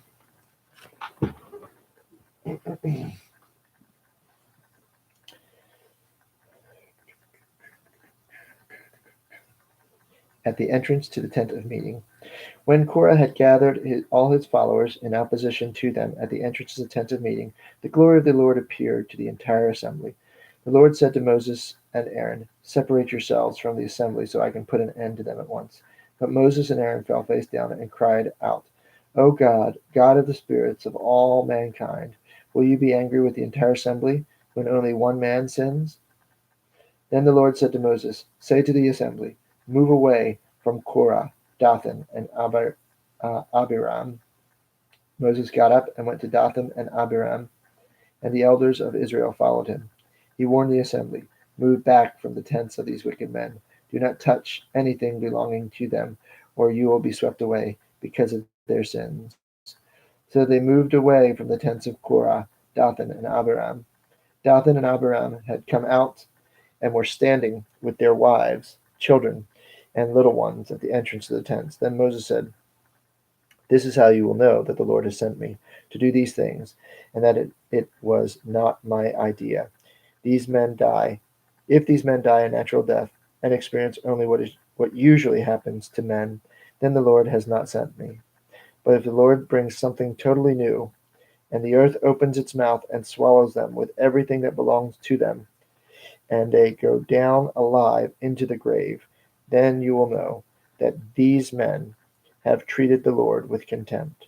As soon as he finished saying all this, the ground under them split apart, and the earth opened its mouth and swallowed them, all their households, and all Korah's men, and all their possessions went down alive into the grave, and everything they owned.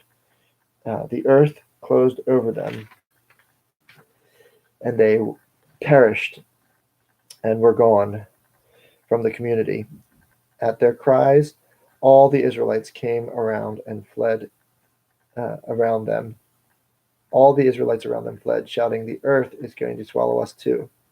And fire came out from the Lord and consumed the 250 men who were offering incense. The Lord said to Moses, "Tell Eleazar, son of Aaron the priest, to take the censers out of the smoldering remains and scatter the coals some distance away, for the censers are holy, the censers of the men who sinned at the cost of their lives. Hammer the censers into sheets to overlay the altar, for they were presented before the Lord and have become holy. Let them be a sign to the Israelites. So Eleazar, the priest, collected the bronze censers brought by those who had been burned up, and he had them hammered out to overlay the altar as the Lord directed him through Moses. This was to remind the Israelites that no one except a descendant of Aaron should come to burn incense before the Lord, or he would become like Korah and his followers. The next day, the whole Israelite community grumbled against Moses and Aaron. "You have killed the Lord's people," they said. But when the assembly gathered in opposition to Moses and Aaron and turned toward the tent of meeting, suddenly a cloud covered it, and the glory of the Lord appeared. Then Moses and Aaron went to the front of the tent, and the Lord said to Moses, "Get away from this assembly, so I can put an end to them at once." And they fell face down. And Moses said to Aaron, "Take your censer and put incense in it, along with fire from the altar, and hurry to the assembly to make atonement for them. Wrath has come out from the Lord. The plague has started." So Aaron did as Moses said and ran to the midst of the assembly. The plague had already started among the people, but Aaron offered the incense and made atonement for sin. He stood between the living and the dead, and the plague stopped. But 14,700 people died from the plague, in addition to those who had died because of Korah. Then Aaron returned to Moses and at the entrance to the tent of meeting, for the plague had stopped. Chapter 17. The Lord said to Moses, "Speak to the Israelites and get 12 staffs from them, one from the leader of each of their ancestral tribes. Write the names of each man on the staff. On the staff of Levi, write Aaron's name, for there must be one staff for the head of each ancestral tribe. Place them in the tent of meeting, in front of the testimony, where I meet you. The staff belongs to the man I choose. The staff belonging to the man I choose will sprout, and I will rid myself of this constant grumbling against you by the Israelites." So Moses spoke to the Israelites, and their leaders gave him 12 staffs, one for the leader of each of the ancestral tribes, and Aaron's staff was among them. Moses placed the staff before the Lord in the tent of the testimony. The next day, Moses entered the tent of testimony and saw that Aaron's staff, which represented the house of Levi, had not only sprouted, but it had budded, blossomed, and produced almonds. Then Moses brought out all the staffs from the Lord's presence to all the Israelites. They looked at them. Each man took his own staff. The Lord said to Moses, "Put back Aaron's staff in front of the testimony to be kept as a sign to the rebellious. This will put an end to their grumbling against me, so that they will not die." Moses did just as the Lord commanded him. The Israelites said to Moses, "We will all die. We are all lost. Anyone who even comes near the tabernacle of the Lord will die. We are all going to die." End of chapter 17.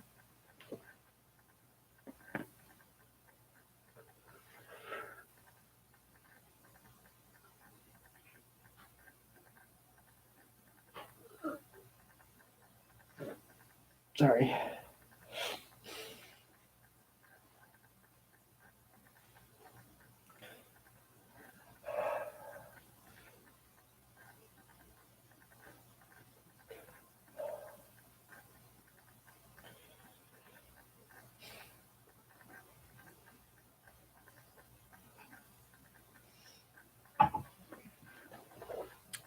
Chapter 18 is pretty big. Kind of wanted to prepare myself for it.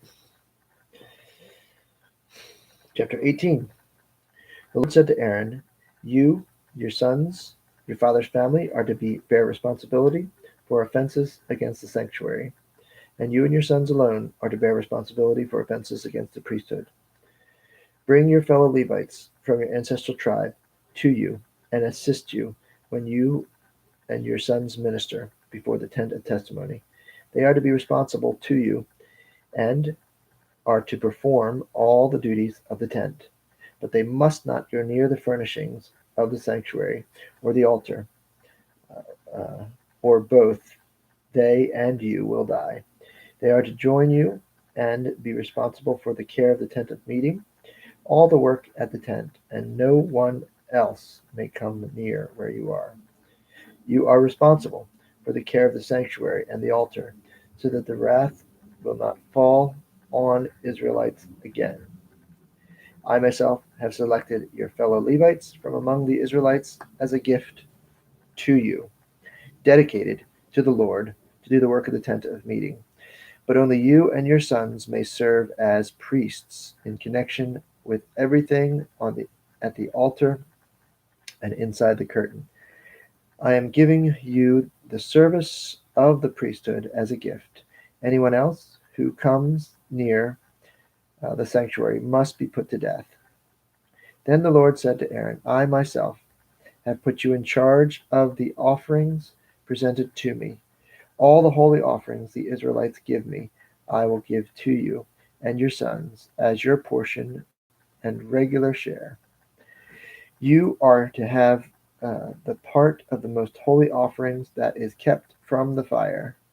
From all the gifts they bring me as a most holy offering, whether grain or sin or grain offerings. That part belongs to you and your sons. Eat it as something most holy. Every male shall eat it. You must regard it as holy. This also is yours. Whatever is set aside from the gifts of all the wave offerings of the Israelites, I will give it. I will give this to you and your sons and your daughters as their regular share. Everyone in your household who is ceremonially clean may eat it. I give you all the finest olive oil and all the finest new wine and the grain they give the Lord as firstfruits of the harvest. All the land's firstfruits that they bring to the Lord will be yours. Everyone in your household who is ceremonially clean may eat it. Everything in Israel that is devoted to the Lord is yours. The first offspring, every womb, both men and animal, that is offered to the Lord is yours, but you must redeem every firstborn son and every firstborn male of unclean animals. When they are a month old, you must redeem them at the redemption price that's set at 5 shekels of silver according to the sanctuary shekel, which is weighed which weighs 20 gerahs. But you must not redeem the firstborn of an ox, a sheep, or a goat. They are holy. Sprinkle their blood on the altar and burn their fat, as an offering made by fire, an aroma pleasing to the Lord. Their meat is to be yours, just as the breast of the wave offering and the right thigh are yours. Whatever is set aside from the holy offering the Israelites present to the Lord, I will give you and your sons and daughters as your regular share. It is an everlasting covenant of salt before the Lord for both you and your offspring. The Lord said to Aaron, you will have no inheritance in the land, nor will you have any share among them. I am your share and your inheritance among the Israelites. I give to the Levites all the tithes in Israel as their inheritance. In return for the work they do while serving as at the tent of meeting, from now on, all the Israelites must not go near the tent of meeting, or they will bear the consequences of their sin and die. It is the Levites who are to do the work of the tent of meeting, and they tent of meeting, and bear the responsibility of offenses against it. This is a lasting ordinance for the generations to come. They will receive no inheritance among the Israelites. Instead, I give the Levites as their inheritance the tithes that the Israelites present as an offering to the Lord. That is why I said concerning them, they will have no inheritance among the Israelites. The Lord said to Moses, speak to the Levites and say to them, when you receive from the Israelites the tithe I give you as your inheritance, you must present a tenth of that tithe as the Lord's offering. Your offering will be reckoned to you as grain from the threshing floor or juice from the winepress. In this way, you also will present an offering to the Lord from all the tithes, you receive from the Israelites. From these tithes you must give the Lord's portion to Aaron the priest. You must present as the Lord's portion the best and holiest part of everything given to you.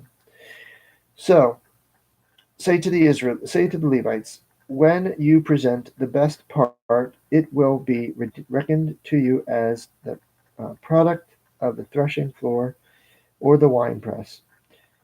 You and your households may eat the rest of it anywhere, for it is your wages for your work at the tent of meeting. By presenting the best part of it, you will not be guilty in this matter. Then you will not defile the holy things of Israel, and you will not die.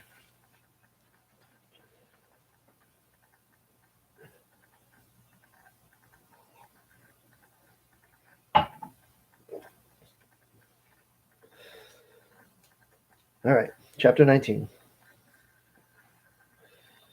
The Lord said to Moses and Aaron, this is a requirement of the law that the Lord commanded. Tell the Israelites to bring you a red heifer without defect or blemish, and that has never been under a yoke.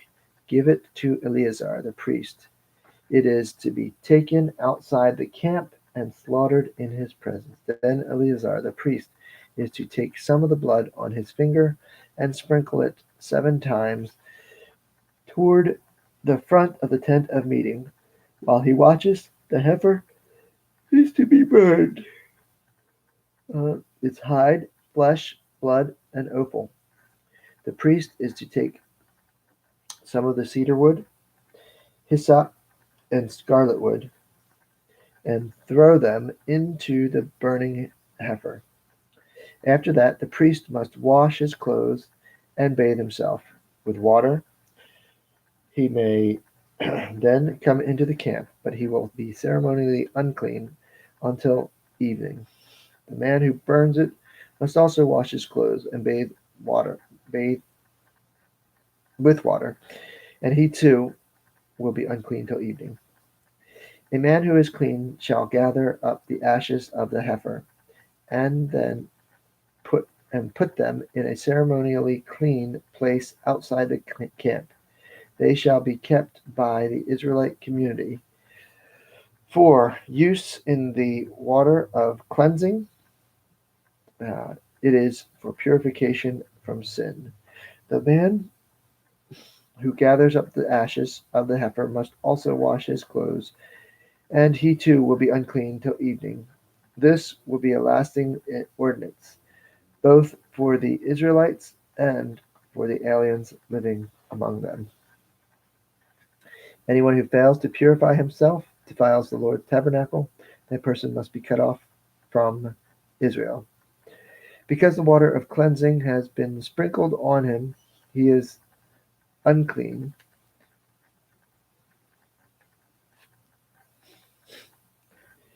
His uncleanness remains on him. This is the law that applies to a person when a person dies in a tent. Anyone who enters a tent and anyone who is in it will be unclean for 7 days. And every open container without a lid fastened on it will be unclean. Anyone out in the open who touches someone who has been killed with the sword, or someone who has died a natural death, or anyone who touches the human bone or a grave, will be unclean for 7 days. Remember the parable of the Good Samaritan? And the priest and the Levite walked on the other side of the road, so they wouldn't break this command here. Let's see. For the unclean person, put some ashes from the burned purification offering into a jar and pour fresh water over them. The man who is ceremonially clean is to take some hyssop, dip it in the water, and sprinkle the tent and all the furnishings and the people who were there. He must also sprinkle anyone who has touched a human bone or a grave, or someone who has been killed, or someone who has died a natural death. The man who is clean is to sprinkle the unclean person on the 3rd and 7th days, and on the 7th day he is to purify him. The person being cleaned must wash his clothes and bathe with water, and that evening he will be clean. But if a person who is unclean does not purify himself, he must be cut off from the community, because he has defiled the sanctuary of the Lord. The water of cleansing has not been sprinkled on him, and he is unclean. This is a lasting ordinance for them. The man who sprinkles the water of cleansing must also wash his clothes. Anyone who touches the water of cleansing will be unclean till evening. Anything that an unclean person touches becomes unclean, and anyone who touches it becomes unclean until evening.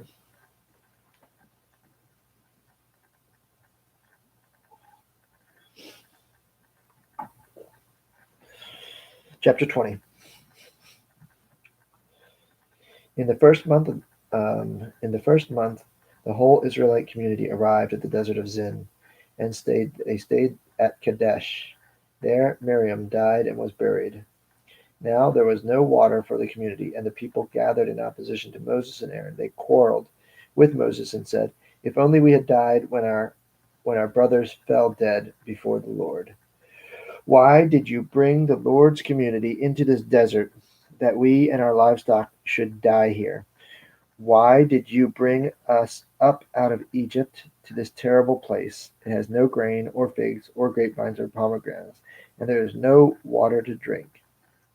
Moses and Aaron went from the assembly to the entrance to the tent of meeting and fell down, and the glory of the Lord appeared to them.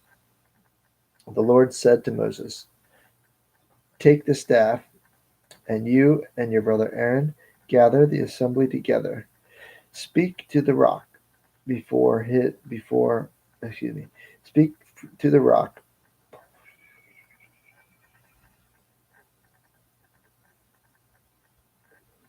There.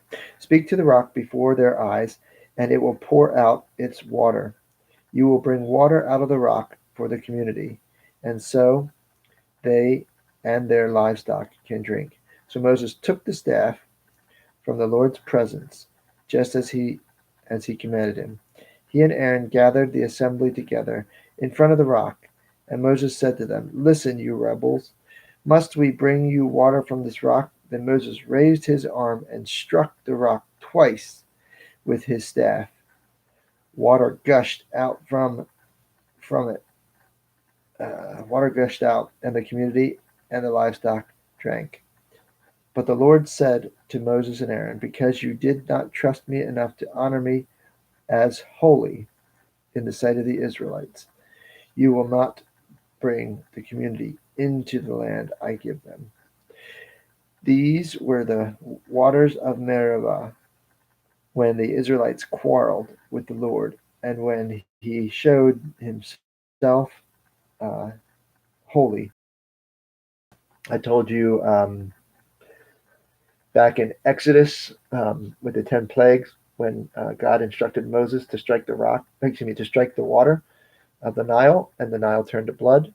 That taking that staff and striking it was an act of judgment. And so here, the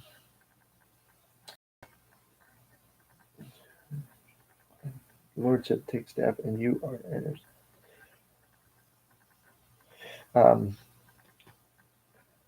In a sense, Moses is enacting judgment of his own accord upon the rock and upon God, who is there at the rock, ready to release the water, the flow of water. So, want Moses to strike the rock, and the striking of the rock is very symbolic in the sense that it is Moses judging God. Well, God will be judged, but God will be judged on God's own terms, not on man's terms. And so he tells Moses to speak to the rock, and Moses strikes the rock. And the act of striking the rock with his stick, and by the way, striking it twice, is an act of judgment by Moses upon God, an inappropriate act and a disobedient act. And that's why God responds so drastically. Some people say, well, it just hit it, took a stick and banged on a rock. What's the big deal? Yeah, I guess he disobeyed God's directions, but is that really bad enough to bar him from entering the promised land? When you understand the symbolism behind it, the answer is yes, it is. Moses, we'll pick up at verse 14 of chapter 20. Moses sent messengers from Kadesh to the king of Edom, saying, "This is what your brother Israel says." Remember, Edom was Esau, Israel was Jacob. So we are talking literally about the descendants of two brothers here. "This is what your brother Israel says." And Israel, of course, was another name for Jacob. "You know about all the hardships that have come upon us. Our forefathers went down to Egypt. We lived there many years. The Egyptians mistreated us and our fathers. But when we cried out to the Lord, he heard our cry and sent an angel and brought us out of Egypt." Now we are here at Kadesh, a town on the edge of your territory. Please let us pass through your country. We will not go through any field or vineyard or drink water from any well. We did not travel along the king. We will travel along the king's highway, and not turn to the right or to the left until we have passed through your territory. But Edom answered, "You may not pass through here. If you try, we will march out and attack you with sword." The Israelites replied, "We will go along the main road, and if we or our livestock drink any of your water, we will pay for it. And we only want to pass through on foot, nothing else." Again, they answered, "You may not pass through." Sort of like Gandalf in the under the mountain.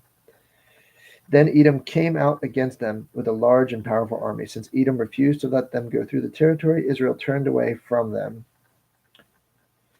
This is taking place in Kadesh. There is a picture of Kadesh, what that looks like. The whole Israelite community set out from Kadesh and came to Mount Hor. At Mount Hor, near the border of Edom, the Lord said to Moses and Aaron, "Aaron will be gathered to his people. He will not enter the land I give to the Israelites, because both of you rebelled against me, against my command at the waters of Meribah. Get Aaron and his sons Eleazar, take them up to Mount Hor. Remove Aaron's garments and put them on his son Eleazar, for Aaron will be gathered to his people. He will die there." Wow, that's got to be some sort of a brain trip. "Hey, brother, come with me. God's about to let you die. Let's go up on this mountain. You're not coming back down." Moses did as the Lord commanded. They went up Mount Hor in the sight of the whole community. Moses removed Aaron's garments and put them on his son Eleazar, and Aaron died there on top of the mountain. Then Moses and Eleazar came down from the mountain. And when the whole community learned that Aaron had died, the entire house of Israel mourned for him 30 days.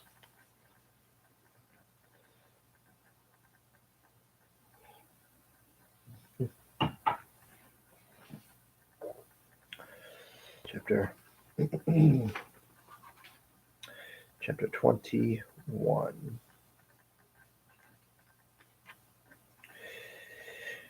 Then,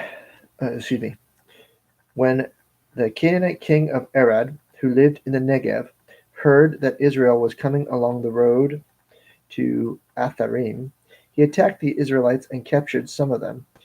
Then Israel made this vow to the Lord: "If you will deliver these people into our hands, we will totally destroy their cities." The Lord listened to Israel's plea, and gave the Canaanites over to them. They completely destroyed them and their towns, and so the place was named Hormah. They traveled from Mount Hor along the route of the Red Sea to go around Edom.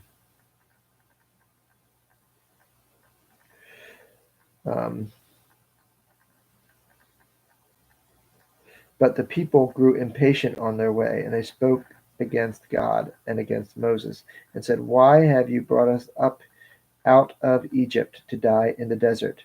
There is no bread, there is no water, and we detest his miserable food." Then the Lord sent venomous snakes among them. They bit the people, and many Israelites died. The people came to Moses and said, "We have sinned against the Lord and against you. Pray to the Lord. Will pray that the Lord will take the snakes away from us." So Moses prayed for the people. This is very interesting what God does here, because this is a picture of what Christ is going to do.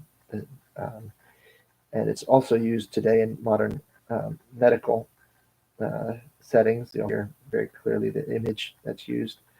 But it was also an ancient Greek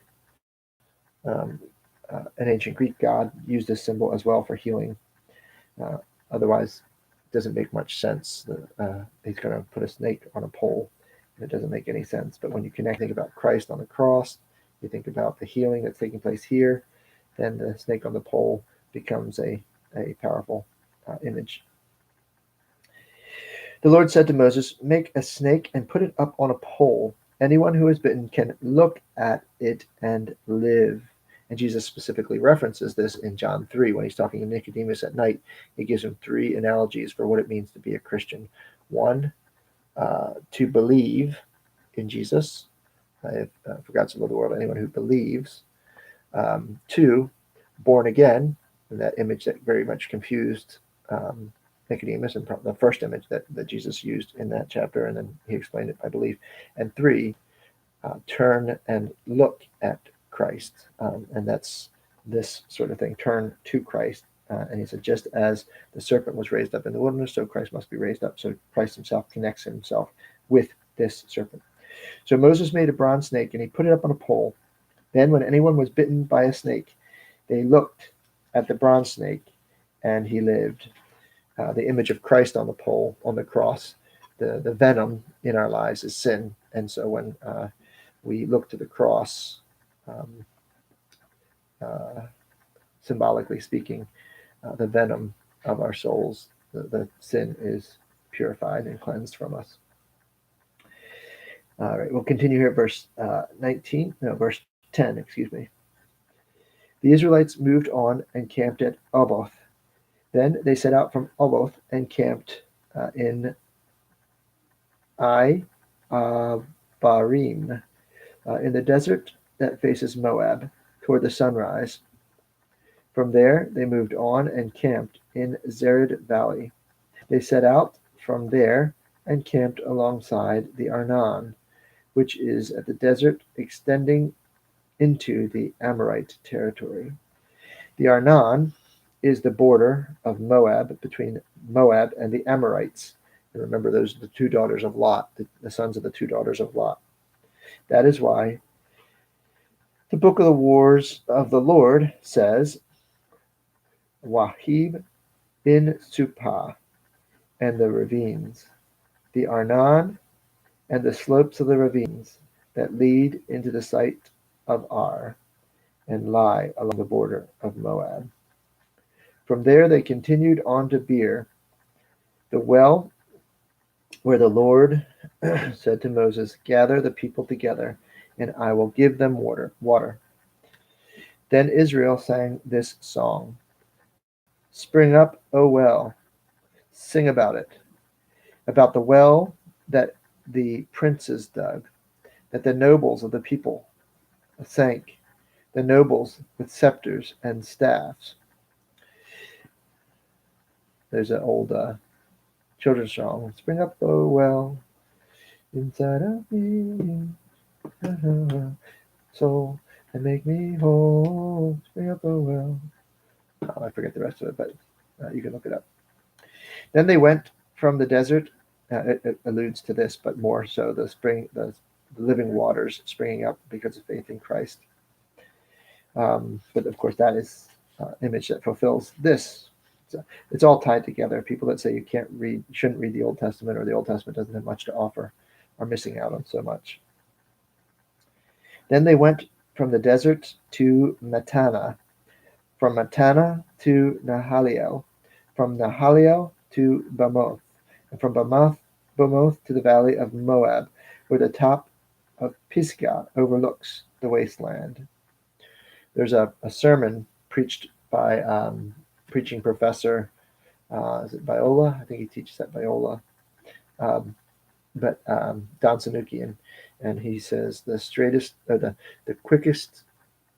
shortest distance between any 2 points is a zigzag, and he preaches on this idea where Israel goes from Egypt. They go from Egypt into Sinai, down to the Sinai, up, over, back, and it's the quickest distance between any 2 points is a zigzag.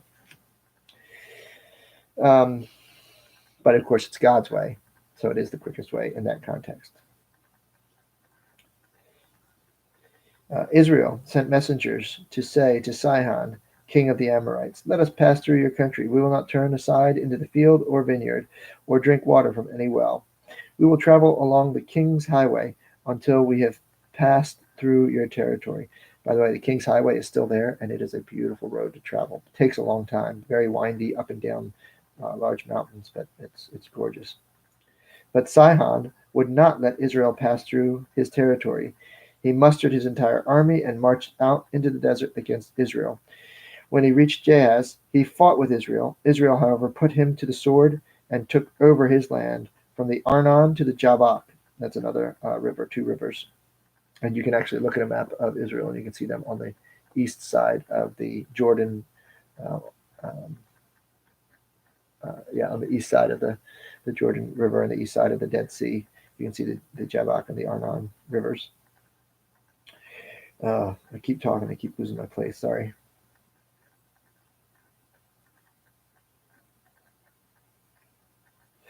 They took over his land from the Arnon to the Jabbok, but only as far as the Ammonites, because their border was fortified. Israel captured all the city of the Amorites, not the Ammonites, Amorites, and occupied them, including Heshbon and its surrounding settlements.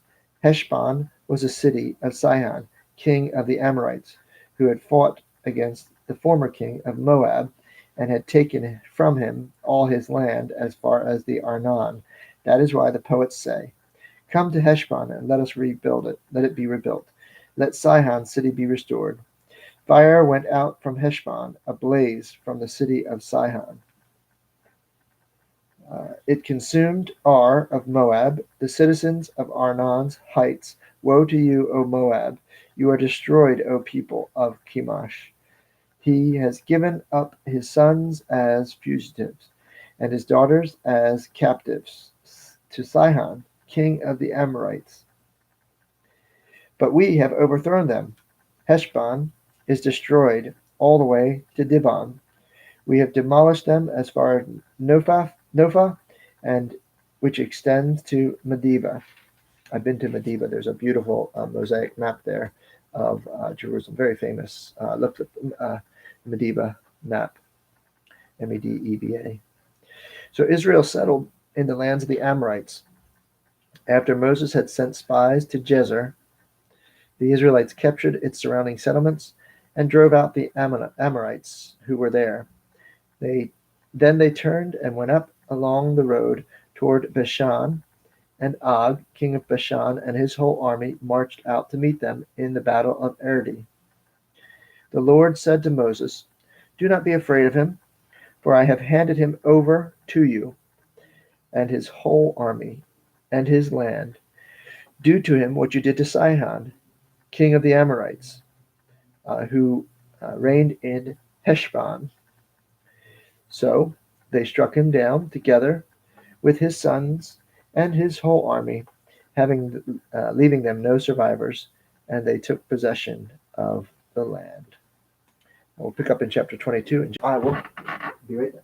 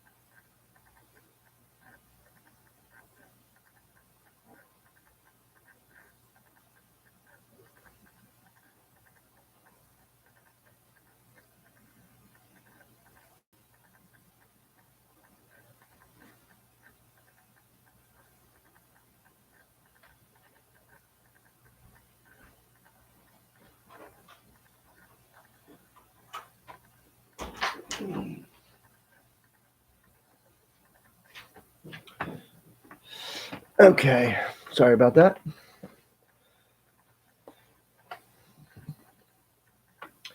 Chapter 22 is a pretty important chapter. It's got a very interesting story here. Chapter 22 is a pretty important chapter. It's got a very interesting story here. Probably one of the most well-known stories in Numbers, although there are several, like the striking of the rock.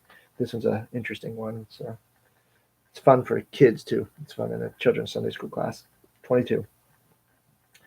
Then the Israelites traveled to the plains of Moab and camped along the Jordan across from Jericho. Now Balak, son of Zippor, saw that all Israel had gone to the Amorites, and Moab was terrified because there were so many people. Indeed, Moab was filled with dread because of the Israelites. The Moabites said to the elders of Midian, "This horde is going to lick up everything around us, as an ox licks up the grass of the field." So Balak, son of Zippor, who was the king of Moab at that time, sent messengers to summon Balaam, son of Beor, who was at Pethor, near the river, in his native land. Balak said, a people has come out of Egypt. They cover the face of the land and have settled next to me. Now come and put a curse on these people, because they are too powerful for me. Perhaps I will be able to defeat them and drive them out of the country, for I know that those you bless are blessed, and those you curse are cursed. He's a prophet. The elders of Moab and Midian left, taking with them the fee for divination. When they came to Balaam, they told him what Balak had said. "Spend the night here," Balaam said to them, "and I will bring you back the answer the Lord gives me." So the Moabite princes stayed with him. God came to Balaam and asked, "Who are these men with you?" Balaam said to God, "Balak, son of Zippor, king of Moab, sent me this message. A people that has come out of Egypt covers the face of the whole land. Now come and put a curse on them for me. Perhaps then I will be able to defeat them. I will be able to fight them and drive them away." But God said to Balaam, "Do not go with them. You must not put a curse on those people, because they are blessed." The next morning Balaam got up and said to Balak's princes, "Go back to your own country, for the Lord has refused to let me go with you." So the Moabite princes returned to Balak and said that Balaam refused to come with us. Then Balak sent other princes, more numerous and more distinguished than the first. They came to Balaam and said, "This is what Balak, son of Zippor, says. Do not let anything keep you from coming to me, because I will reward you handsomely, and do whatever you say. Come and put a curse on these people for me." But Balaam answered them, "Even if Balak gave me his palace filled with silver and gold, I could not do anything great or small, or go beyond the command of the Lord my God. Now stay here tonight, as the others did, and I will find out what else the Lord will tell me." That night God came to Balaam and said, "Since these men have come to summon you, go with them, but do only what I tell you." Balaam got up in the morning, saddled his donkey, and went with the princes of Moab. But God was very angry when he went, and the angel of the Lord stood in the road to oppose him, because Balaam was riding on his donkey. People say, "Well, why is God angry? He told him to go." He is angry in the sense that he is showing Balaam his commitment to Israel. So even though he said, "Okay, fine, go with them," he's still going to run into these obstacles along the way, and they're going to be very amazing, powerful things. But God was very angry when he went, and the angel of the Lord stood in the road to oppose him. Balaam was riding on his donkey, and his two servants were there with him. When the donkey saw the angel of the Lord standing in the road with a drawn sword in his hand, she turned off the road and into a field. Balaam beat her to get her back on the road. Then the angel of the Lord stood in a narrow path between two vineyards, with walls on both sides. When the donkey saw the angel of the Lord, she pressed close to the wall, crushing Balaam's foot against it, so he beat her again. Then the angel of the Lord moved on ahead and stood in a narrow place where there was no room to turn, either to the right or to the left. When the donkey saw the angel of the Lord, she lay down under Balaam, and he was angry, and he beat her with his staff. Then the Lord opened the donkey's mouth, and she said to Balaam, with a great and talking donkey, "What have I done to you to make you beat me these 3 times?" And this is great, his response. I mean, if your donkey started talking to you, I would faint. But Balaam just takes it in stride. Balaam answered the donkey, "You have made a fool of me. If I had a sword in my hand, I would kill you now." I would think of Shrek. Talking donkey. And why would you kill a talking donkey? It could be so, such an amazing thing. The donkey said to Balaam, "Am I not your own donkey, which you have always ridden to this day? Have I been in the habit of doing this to you?" "No," he said. Then the Lord opened Balaam's eyes, and he saw the angel of the Lord standing in the road with his sword drawn. So he bowed low and fell face down. The angel of the Lord asked him, "Why have you beaten your donkey these 3 times? I have come here to oppose you, because your path is a reckless one before me. The donkey saw me and turned away from me these 3 times. If she had not turned, I would certainly have killed you by now, but I would have spared her." Balaam said to the angel of the Lord, "I have sinned. I did not realize you were standing in the road to oppose me. Now, if you are displeased, I will go back." The angel of the Lord said to Balaam, "Go with these men, but speak only what I tell you." So Balaam went with the princes to Balak, princes of Balak. Remember the angel and God doing this to really deeply impress upon Balaam, do not say what I don't tell you to say. Only say what I tell you to say. When Balak heard that Balaam was coming, he went out to meet him at the Moabite town on the Arnon border, at the edge of his territory. Balak said to Balaam, "Did I not send you an urgent summons? Why didn't you come to me? Am I really not able to reward you?" "Well, I have come to you now," Balaam replied. But can I say just anything? I must speak only what God puts in my mouth." Then Balaam went with Balak to Kiriath Huzoth. Balak sacrificed cattle and sheep and gave some to Balaam and the princes who were with him. The next morning Balak took Balaam up to Bamoth Baal, and from there he saw part of the people.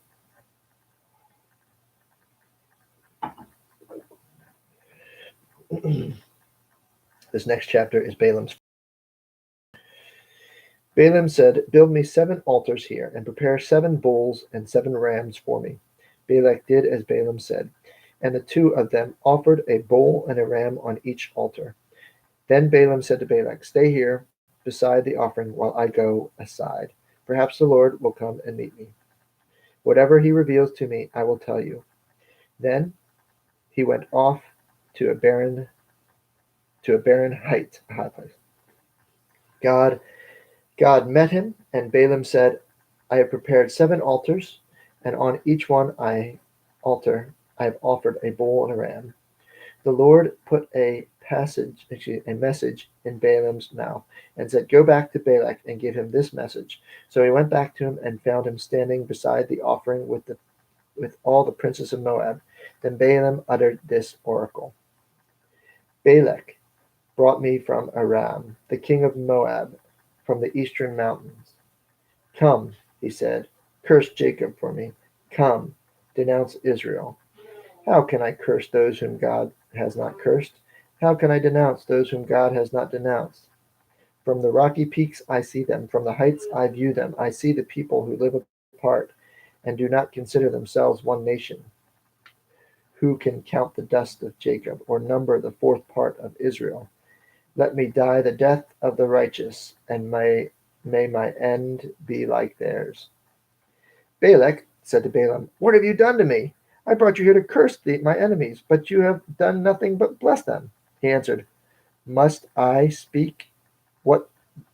Must I not speak what the Lord puts in my mouth?" The second oracle, also in chapter 23, verse 13. Then Balak said to him, "Come with me to another place where you can see them.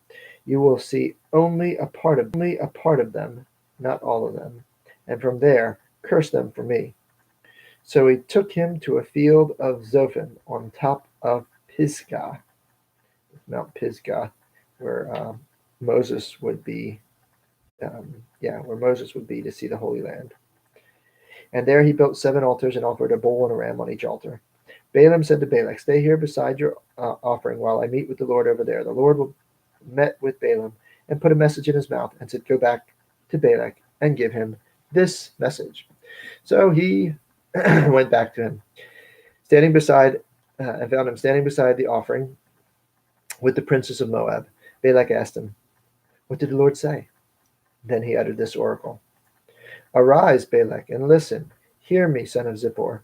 God is not a man that he should lie, nor a son of man that he should change his mind. Does he speak and then not act? Does he promise and not fulfill? I have received a command to bless.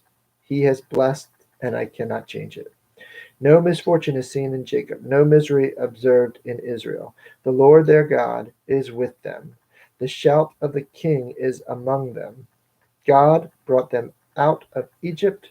They have the strength of a wild ox. There is no sorcery against Jacob, no divination against Israel. It will now be said of Jacob and of Israel, see what God has done.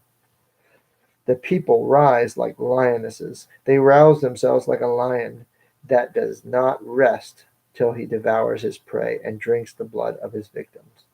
Then Balak said to Balaam, neither curse them at all, nor bless them at all. Balaam answered, did I not tell you I must do whatever the Lord says?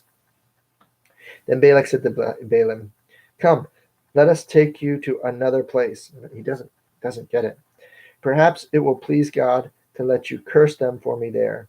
And Balak took Balaam to the top of Peor, overlooking the wasteland. Balaam said, build me 7 altars here and prepare 7 bulls and 7 rams for me. Balak did as Balaam had said, and offered a bull and a ram on each. Now, when Balaam saw that it pleased the Lord to bless Israel, he did not resort to sorcery as at other times, but turned his face toward the desert. When Balaam looked out and saw Israel encamped, tribe by tribe, the Spirit of God came upon him, and he uttered this oracle. The oracle of Balaam, son of Beor, the oracle of one whose eyes see clearly, the oracle of one who hears the words of God, who sees a vision from the Almighty, who falls prostrate, and whose eyes are opened. How beautiful are your tents, O Jacob, your dwelling places, O Israel. Like valleys they spread out, like gardens beside a river, like aloes planted by the Lord, like cedars beside the waters. Water will flow from their buckets. Their seed will have abundant life. Their king will be greater than Agag. Their kingdom will be exalted. God brought them out of Egypt. They have strength of a wild ox. They devour hostile nations and break their bones in pieces with their arrows and pierce them. With their arrows they pierce them. Like a lion, they crouch and lie down. Like a lioness, who dares to rouse them? May those who bless you be blessed, and those who curse you be cursed. So, do you think that Balak has learned his lesson? Let's find out. Then Balak's anger burned against Balaam. He struck his hands together and said to him, I summoned you to curse my enemies, but you have blessed them these three times. Now leave at once and go home. I said I would reward you handsomely, but the Lord has kept you from being rewarded.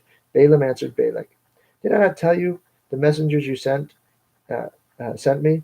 Even if Balak gave me his palace filled with silver and gold, I could not do anything of my own account, good or bad, to go beyond the command of the Lord, and I must say only what the Lord says. Now I'm going back to my people.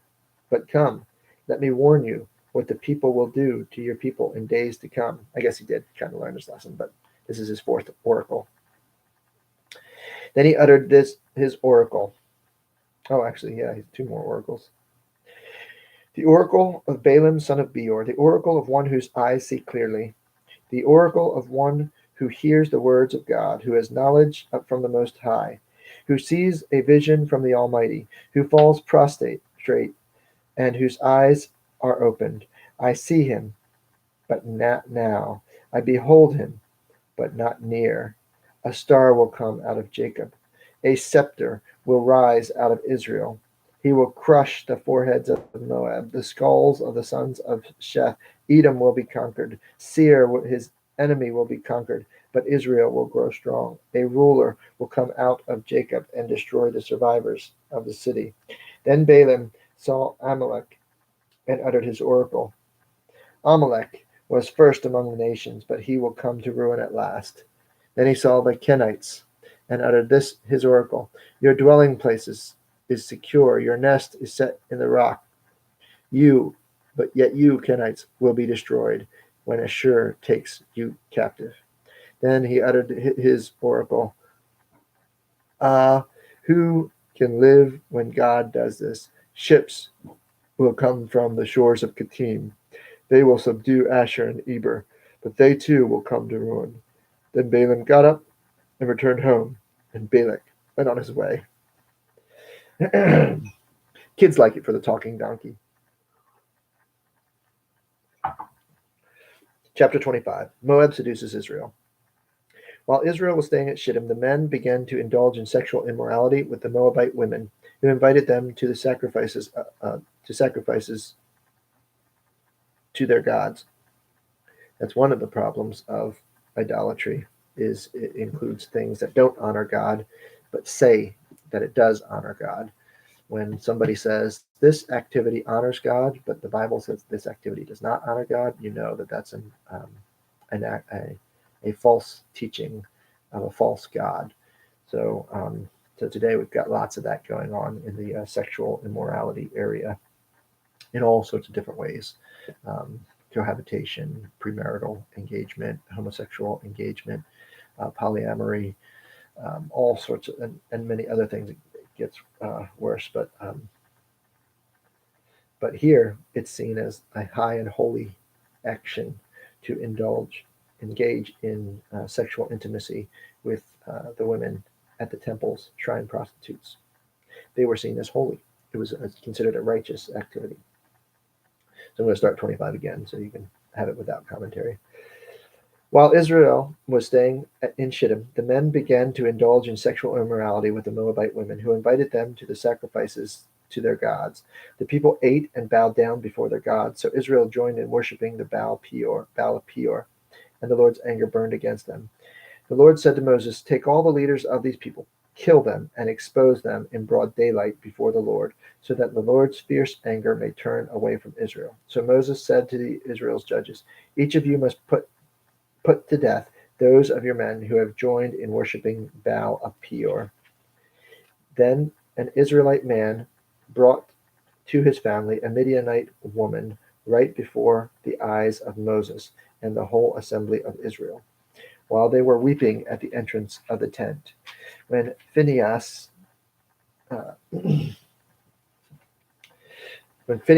the son of Aaron, the priest, saw this, he left the assembly, took a spear in his hand, followed the Israelite into the tent, and drove a spear down through them both, through the Israelite and into the woman's body. Then the plague against Israel was stopped. Those who died in the plague numbered 24,000. They were just broad daylight had engaged in this activity. Why? Broad daylight? Prostitute? No, it's considered holy. They say this sexual activity is a holy activity. It's healthy, it's righteous, it's good. And that's what lies always lead to. Is not only is it not bad, it's good. And that's where we are today with our culture. Not only are these sexual immorality and sexually immoral actions not bad, they're good, healthy, normal, holy even. Verse 10. The Lord said to Moses, "Phinehas, son of Eleazar, the son of Aaron the priest, has turned my anger away from the Israelites, for he was as zealous as I am for my honor among them, so that in my zeal I did not put an end to them. Therefore, tell him that I am making my covenant of peace with him. He and his descendants will have a covenant of a lasting priesthood, because he was zealous for the honor of his God and made atonement for the Israelites." The name of the Israelite who was killed with the Midianite woman was Zimri, son of Salu, the leader of the Simeonite family. And the name of the Midianite woman who put to death was Cosbi, daughter of Zur, the tribal chief of the Midianite family. The Lord said to Moses, "Treat the Midianites as enemies and kill them, because they treated you as enemies when they deceived you in the affair of Peor." And their sister, Cosbi, the daughter of Midianite leader, a woman who was killed when the plague came as a result of Peor.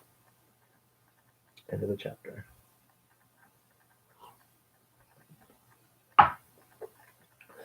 We'll begin. Chapter 6.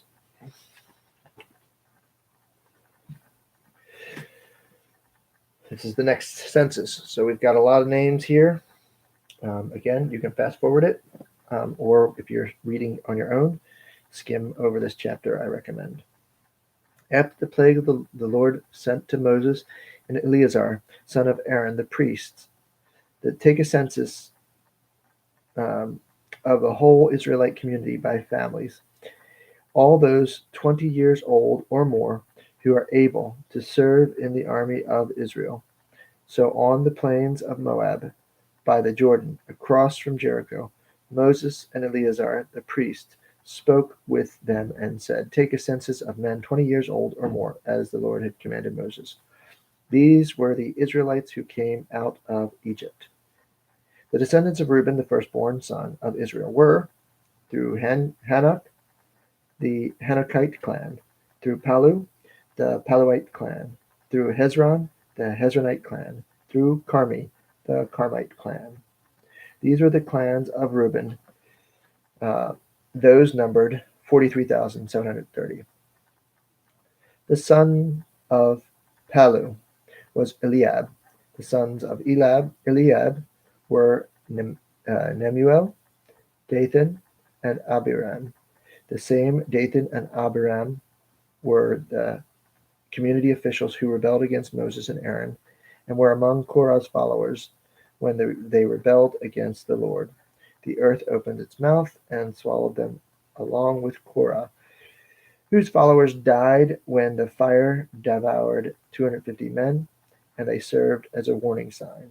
The line of Korah, however, did not die out.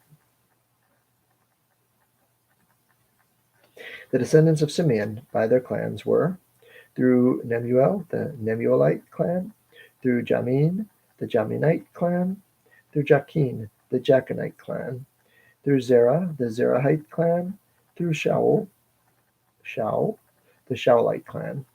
These were the clans of Simeon. There were 22,200 men.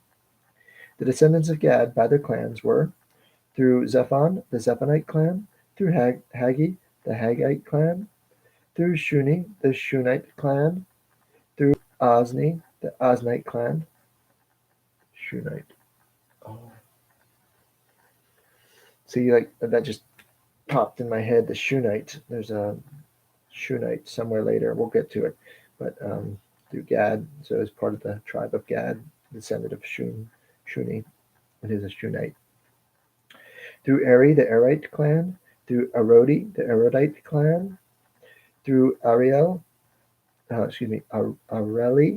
the Arelite clan. These are the clans of Gad. Those numbered 40,500. Er and Onan were the sons of Judah before they died in Canaan. The descendants of Judah by their clans were through Shelah, the Shelite clan, through Perez, the Perizzite clan, through Zerah, the Zerahite clan. The descendants of Perez were through Hezron, the Hezronite clan, through Hamuel, the Hamulite clan. These were the clans of Judah. Those numbered 76,500.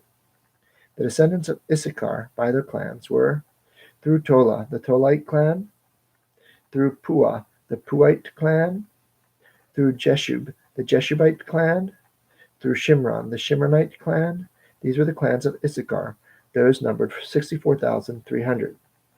The descendants of Zebulun by their clans were through Sered, the Seredite clan, through Elon, the Elonite clan, through Jahleel, the Jahleelite clan. These were the clans of Zebulun. Those numbered were 60,500. The descendants of Joseph by their clans through Manasseh and Ephraim were the descendants of Manasseh. Through Machir, the Machirite clan. Machir was the father of Gilead. Through Gilead, the Gileadite clan. These were the descendants of Gilead. Through Yezer, the Yezerite clan. Through Helek, the Helekite clan. Through Asriel, the Asrielite clan. Through Shechem, the Shechemite clan. Through Shemida, the Shemidite clan. And through Hepher, the Hepherite clan. Zelophehad, son of Hepher, had no sons. He had only daughters, whose names were Mala, Noah, Hagla, Milcah, and Tisra. These were the clans of Manasseh, those numbered were 52,700. These are the descendants of Ephraim by their clans. Through Shethelah, the Shethelite Shethelahite clans, through Becher, the Becherite clan, through Tahan, the Tahanite clan.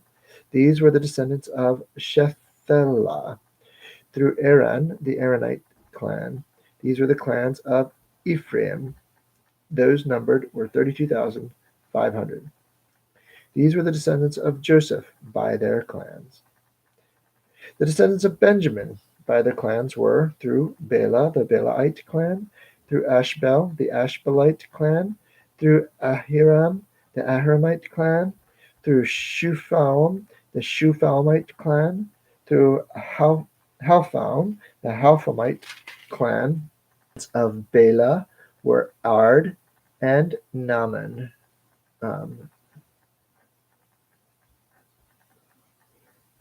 Through Ard, the Ardite clan, through Naaman, the Naamite clan.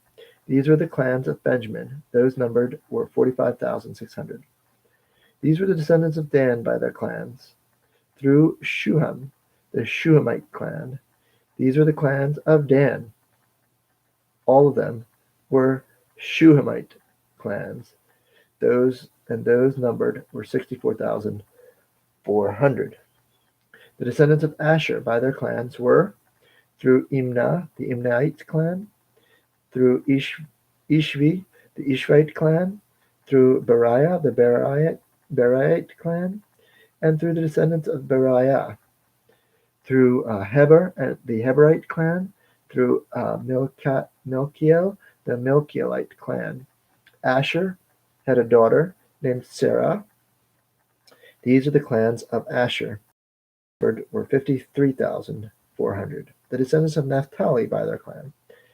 Through Jazielite clan, through Guni, the Gunite clan, through Jezer, the Jezerite clan, through Shelim, the Shelemite clan. These were the clans of Naphtali. Those numbered were 45,400. The total number of men in Israel was 601,730. The Lord said to Moses, "The land is allotted to them as an inheritance based on the number of names. To the larger group, give the larger inheritance. To the smaller group, the smaller one. Each is to receive its inheritance according to the number of those listed. Be sure that the land is distributed by lot. What each group inherits will be according to the names for its ancestral tribe. Each inheritance is to be distributed by lot among the larger and smaller groups." These were the Levites who were counted by their clans. Through Gershon, the Gershonite clan, through Kohath, the Kohathite clan, and through Merari, the Merarite clan. These also were Levite clans: the Libnite clan, the Hebronite clan, the Malite clan, the Mushite clan, the Korahite clan. Korah was the forefather of Amram. The name of Amram's wife was Jochebed, a descendant of Levi, who was born to the Levites in Egypt. To Amram she bore Aaron, Moses, and their sister Miriam. Aaron was the father of Nadab and Abihu, Eleazar and Ithamar. But Nadab and Abihu died when they made offering before the Lord with unauthorized fire. All the male Levites, a month old or more, numbered 23,000.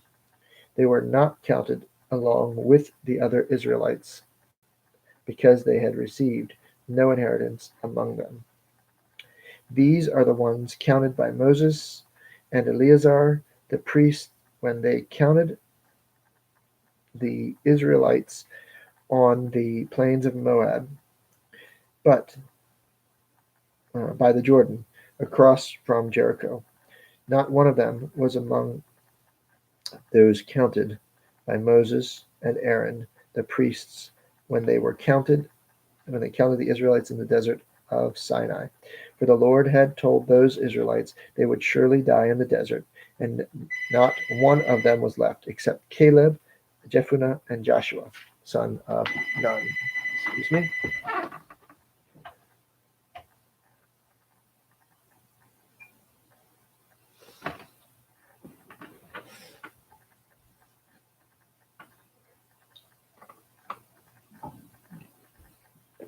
Sorry about that.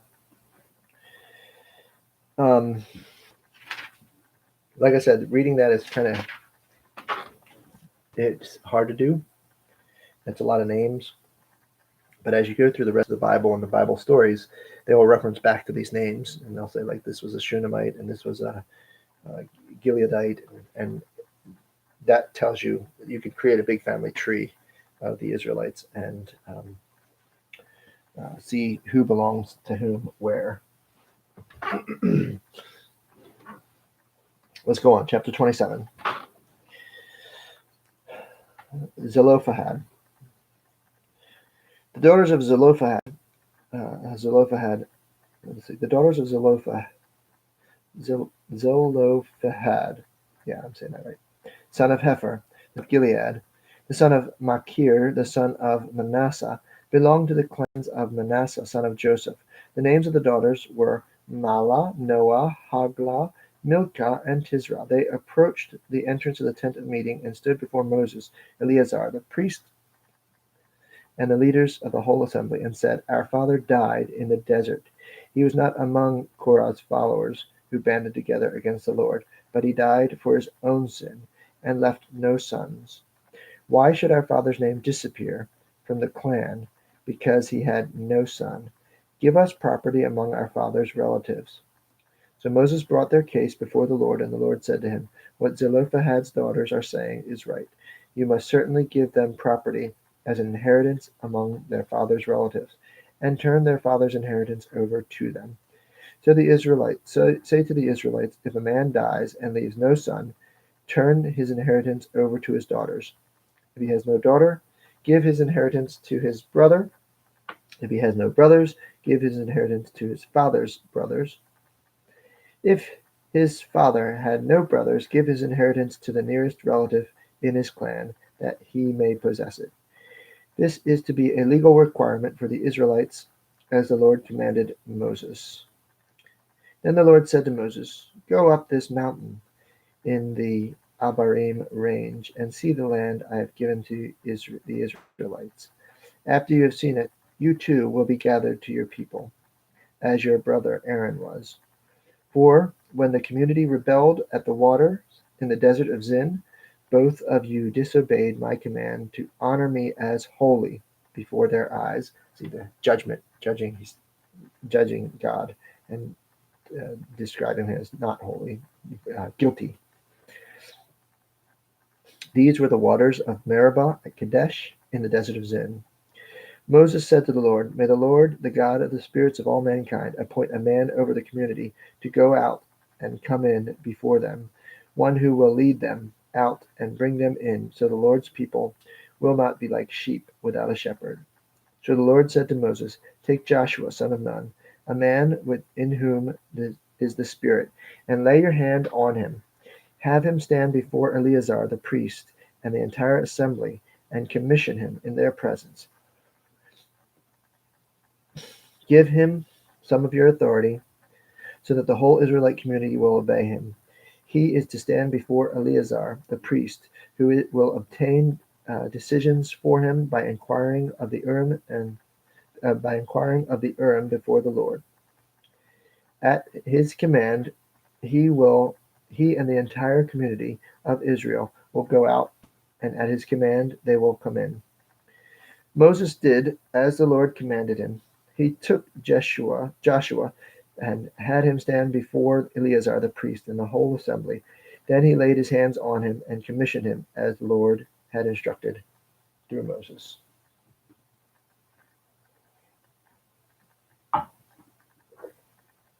Chapter 28.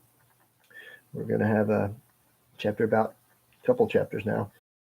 Sacrifices. So, again, skim if you can.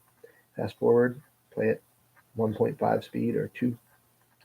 The Lord said to Moses, "Give this command to the Israelites and say to them, See that you present to me at the appointed time the food for my offerings made by fire as an aroma pleasing to me. Say to them, This is the offering made by fire to you, uh, that you are to present to the Lord: 2 lambs, a year old, without defect, as a regular burnt offering each day.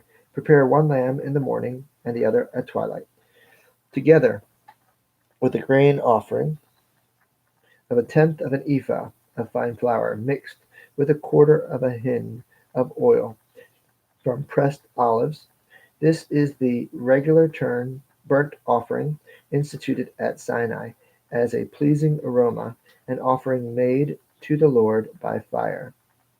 The accompanying drink offering is to be 1/4 of a hin of fermented drink. With each lamb, uh, pour out the drink offering to the Lord at the sanctuary. Prepare the second lamb at twilight, along with the same kind of grain offering and drink offering that you prepare in the morning. This is an offering made by fire, an aroma pleasing to the Lord. Sabbath. On the Sabbath day, make an offering of 2 lambs a year old without defect, together with its drink offering and grain offering, uh, of 2/10 of an ephah of fine flour mixed with oil. This is a burnt offering for every Sabbath, in addition to the regular burnt offering and its drink offering. Monthly offerings. On the first day of every month, present to the Lord a burnt offering of 2 young bulls, 1 ram, 7 male lambs, a year old, without defect. With each bull there is to be a grain offering of 3/10 of an ephah of fine flour mixed with oil. With the ram, a grain offering of 2/10 of an ephah of fine flour mixed with oil. And with each lamb, a grain offering of 1/10 of an ephah of fine flour mixed with oil. This is for a burnt offering, a pleasing aroma, an offering made to the Lord by fire. With each bull there is to be a drink offering of 1/2 a hin of wine. With a ram, 1/3 of a hin. And with each lamb, 1/4 of a hin. This is to be a monthly burnt offering, and to be made at each new moon during the year. Besides the regular burnt offerings, with the drink offering, 1 male goat is to be presented to the Lord as a sin offering. Now the Passover. On the 14th day of the month, the Lord's Passover is to be held. On the 15th day of the month, there is to be a festival for 7 days. Eat bread made without yeast. On the first day, hold each sacred assembly and do no regular work. Present the Lord an offering made by fire, a burnt offering of 2 young bulls, 1 ram, and 7 male lambs, a year old, without defect.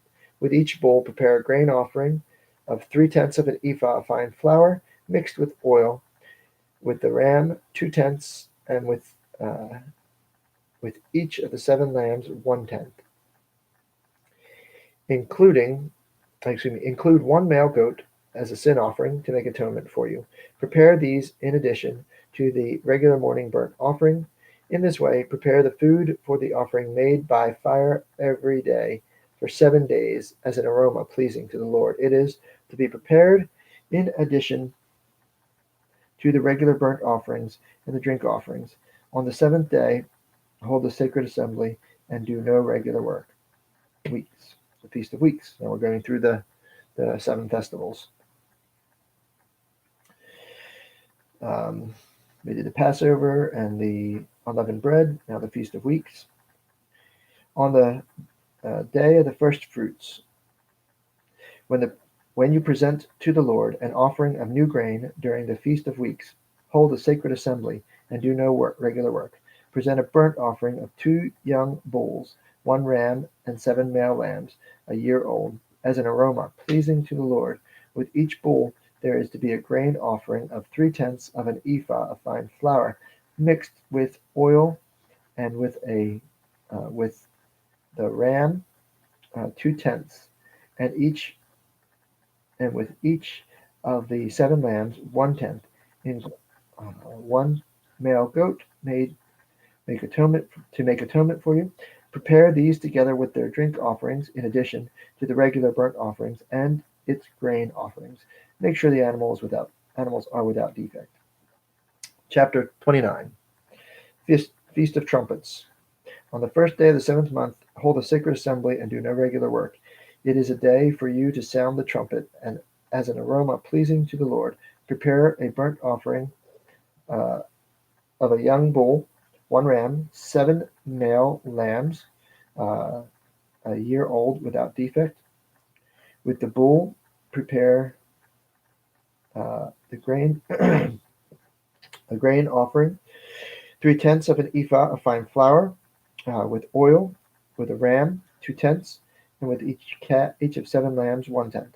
Include 1 male goat as a sin offering, and make atonement for you. These are in addition to the monthly and daily burnt offerings with their grain offerings and drink offerings as specified. They are the offering made to the Lord by fire, a pleasing aroma. So at the Passover on unleavened bread, Jesus died on the cross and paid the price for our sins. The Feast of Weeks, the Holy Spirit came in Pentecost. The Feast of Trumpets is the sound of the trumpet of his return. That will be the second coming. Let's see, on the 10th day of the 7th month, this is the atonement, and that would be Judgment Day, following his return. On the 10th day of the 7th month, hold a sacred assembly. You must deny yourselves and do no work. Present an aroma pleasing to the Lord, a burnt offering of 1 young bull, 1 ram, and 7 male lambs, a year old without defect. With the bull, prepare grain offerings of 3/10 of an ephah of fine flour mixed with oil. With the ram, 2/10, and with each of the 7 lambs, 1/10. Include 1 male goat sin offering in addition to the sin offering for atonement, and the regular burnt offering with its grain offering and drink offering. The Feast of Tabernacles. The Feast of Tabernacles is when they live in tents and remember their time of wandering in the desert. For Jesus, that means a residency. It's an image of living together, and so that would be entering into the kingdom forever. So that would be the completion of Christ's ministry. On the 15th day of the 7th month, hold a sacred assembly and do no regular work. Celebrate the festival to the Lord for 7 days. Present an offering made by fire as an aroma pleasing to the Lord, a burnt offering of 13 young bulls, 2 rams, and 14 male lambs, a year old, all without defect. With each of the 13 bulls, prepare a grain offering of 3/10 of an ephah of fine flour, mixed with oil, each with 2 rams, 2/10, and with each of the 2 rams, 2/10, and with each of the 14 lambs, 1/10. Include 1 male goat as a sin offering in addition to the regular burnt offering and its grain offering and drink offering. On the second day, prepare 12 young bulls, 2 rams, and 14 male lambs, a year old and without defect. With the bulls, rams, and lambs, prepare their grain offerings and drink offerings according to the number specified. Include 1 male goat as a sin offering, in addition to the regular burnt offering. Offer with its grain offering and their drink offerings. On the third day, prepare 11 bulls, 2 rams, and 14 male lambs, a year old, all without defect. With the bulls, rams, and lambs, prepare their grain offerings and drink offerings according to the number specified. Include 1 male goat as a sin offering, in addition to the regular burnt offerings, with the grain offerings and the drink offerings. On the 14th day, prepare 10 bulls, 2 rams, 14 male lambs, a year old, all without defect. With the bulls, rams, lambs, prepare their grain offerings and drink offerings according to the number specified. Include 1 male goat sin offering in addition to the regular burnt offerings with each grain offering. On the 5th day, prepare 9 bulls, 2 rams, 14 male lambs, a year old, all without defect. With the bulls, rams, lambs, prepare their grain offerings and drink offerings according to the number specified. Include 1 male goat as a sin offering in addition to the regular burnt offerings with the grain offering and drink offerings. On the 6th day, This is quite a ceremony. On the 6th day, prepare 8 bulls, 2 rams, 14 male lambs, a year old, all without defect. With the bulls, rams, and lambs, prepare their grain offerings and drink offerings according to the number specified, including 1 male goat as a sin offering, in addition to the regular burnt offerings, with the grain offering and drink offering. On the 7th day, prepare 7 bulls, 2 rams, and 14 male lambs a year old, all without defect. With the bulls, rams, and lambs, prepare their grain offerings and drink offerings according to the number specified, including 1 male goat as a sin offering, in addition to the regular burnt offering, with the grain offering and drink offering. On the 8th day, hold assembly and do no regular work. Present an offering made by fire as an aroma pleasing to the Lord, a burnt offering of 1 bull, 1 ram, and 7 male lambs a year old, all without defect. With the bull, the ram, and the lambs, prepare their grain offerings and drink offerings according to the number specified. Include 1 male goat as a sin offering in addition to the regular burnt offerings and its grain offering and drink offering. In addition to what you vow and your free will offerings, prepare these for the Lord, your appointed feasts, your burnt offerings, your grain offerings, your drink offerings, your fellowship offerings. Moses told the Israelites all that the Lord had commanded him. You can see when we started reading Leviticus, I talked about how all these sacrifices, a river of blood, really emphasize the heinous nature of sin and the high price that is needed to pay for it. Jesus ultimately fulfills all that, but I think sometimes it's hard for us to even grasp. But you can see that in just that one ceremony, how many bulls, how many rams, how many lambs, how many goats, again and again and again and again. And then in addition, daily sacrifices, monthly sacrifices, new moon sacrifices, free will sacrifices, all these sacrifices again and again. And Jesus wipes it all out. One sacrifice.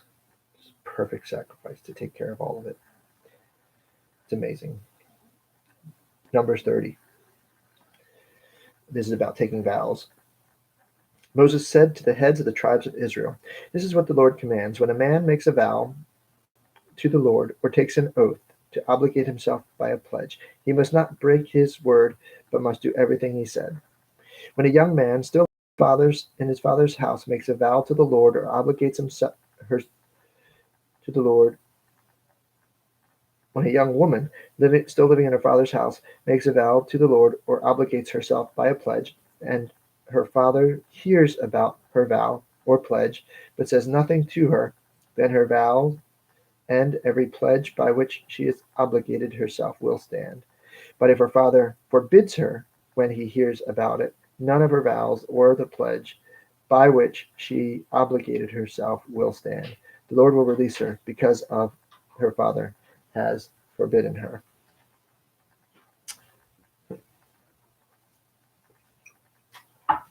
If she marries after she makes a vow, or after her lips utter a rash promise by which she obligates herself, and her husband hears about it, but says nothing to her, then her vow or her pledges by which she has obligated herself will stand. But if her husband forbids her when he hears about it, he nullifies the vow and obligates her, or the rash promise which she obligates herself, and the Lord will release her. Any vow or obligation taken by a widow or divorced woman will be binding on her. If a woman living with her husband makes a vow or obligates herself by a pledge under oath, and her husband hears about it, but says nothing to her and does not forbid her, then all her vows or pledges by which she obligated herself will stand. But if her husband nullifies them when he hears about them, then none of the vows or pledges that came from her lips will stand. Her husband has nullified them, and the Lord will release her. Her husband may confirm or nullify any vow she makes and any sworn pledge to deny herself. But if her husband says nothing to her about it from the day to day, Then he confirms all her vows, or the pledges binding on her. He confirms them by saying nothing to her when he hears about them. If, however, he nullifies them then sometime after he hears about them, then he is responsible for her guilt. These are the regulations the Lord gave Moses concerning relationships between a man and his wife, and between a father and his young daughter still living in his house. Chapter 31. The Lord said to Moses, "Take vengeance on the Midianites for the Israelites. After that, you will be gathered to your people." So Moses said to the people, "Arm some of your men and go to war against the Midianites and carry out the Lord's vengeance on them. Send into battle 1,000 men from each of the tribes of Israel." So 12,000 men armed for battle, 1,000 from each tribe, were supplied from the clans of Israel.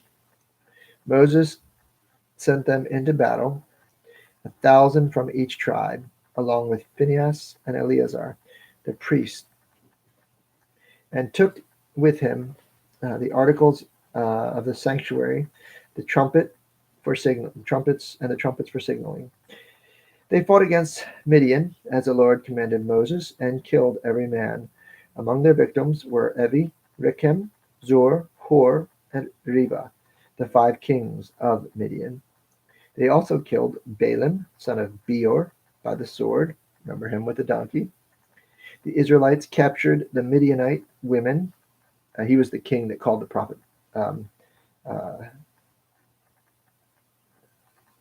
Balak.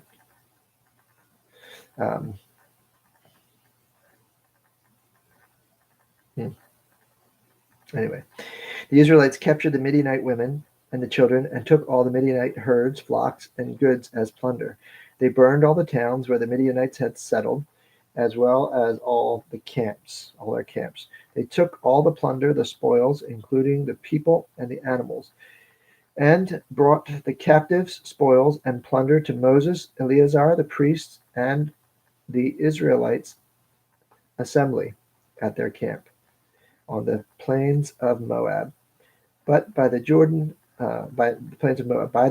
across from Jericho. Moses, Eleazar, the priest, and all the leaders of the community went to meet them outside the camp. Moses was angry with the officers of the army, the commanders of thousands and the commanders of hundreds, who returned from the battle. "Have you allowed the women to live?" he asked. They were the ones who followed Balaam's advice and were the means of turning the Israelites away from the Lord in what happened at Peor, so that the plague struck the Lord's people. Now, kill all the boys, kill every woman who has slept with a man, but save for yourselves every girl who has never slept with a man. That's because they haven't done the worship of false gods as well, in the prostitution sense. They are not, since they haven't slept with a man, they haven't committed that sort of sexual immorality, that sort of sexual idolatry.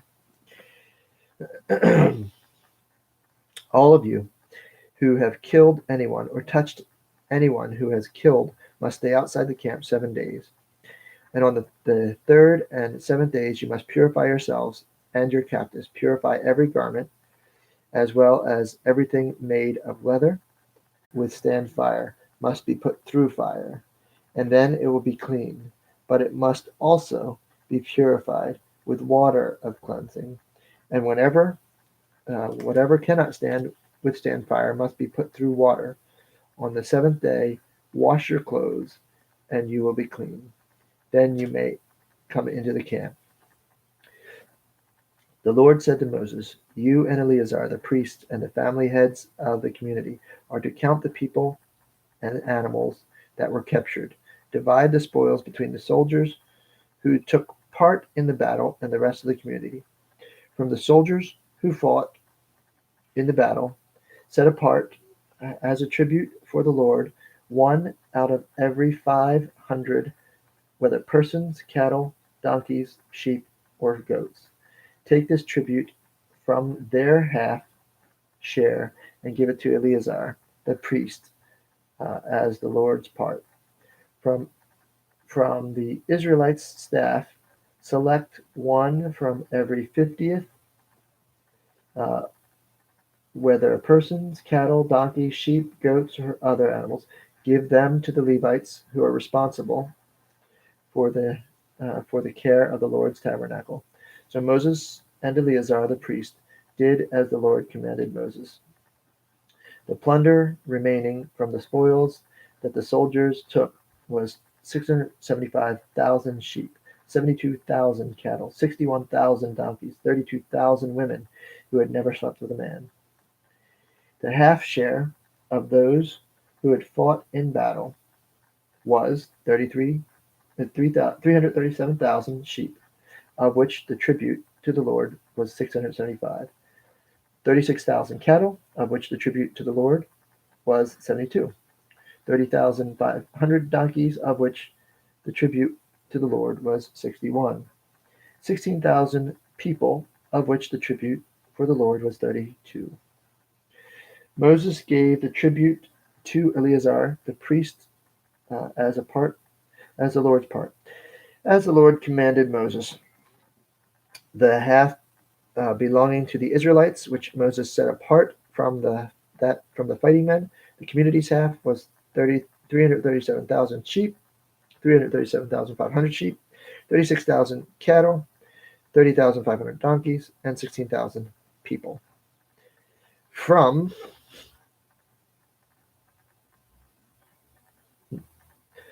the Israelites' half, Moses selected one out of every 5 persons and animals of the Lord's commanded, as the Lord commanded him, and gave them to the Levites who were responsible for the care of the Lord's tabernacle.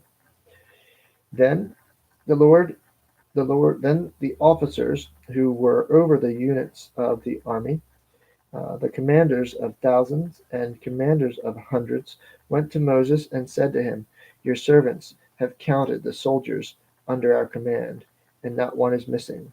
So we have brought as an offering to the Lord the gold articles each of us acquired, armlets, bracelets, signet rings, earrings, and necklaces, to make atonement for ourselves before the Lord."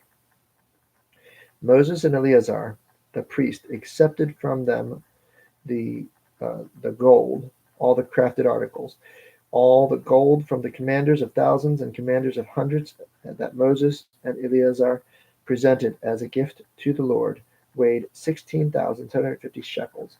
Each soldier had taken plunder for himself. Moses and Eleazar the priest had accepted the gold from the commanders of thousands and the commanders of hundreds, who brought it into the tent of meeting as a memorial.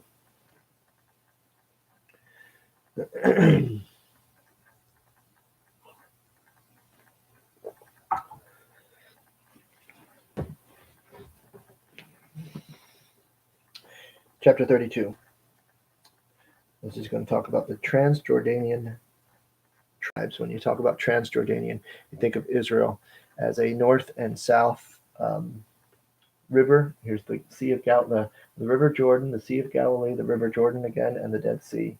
Israel is divided like this.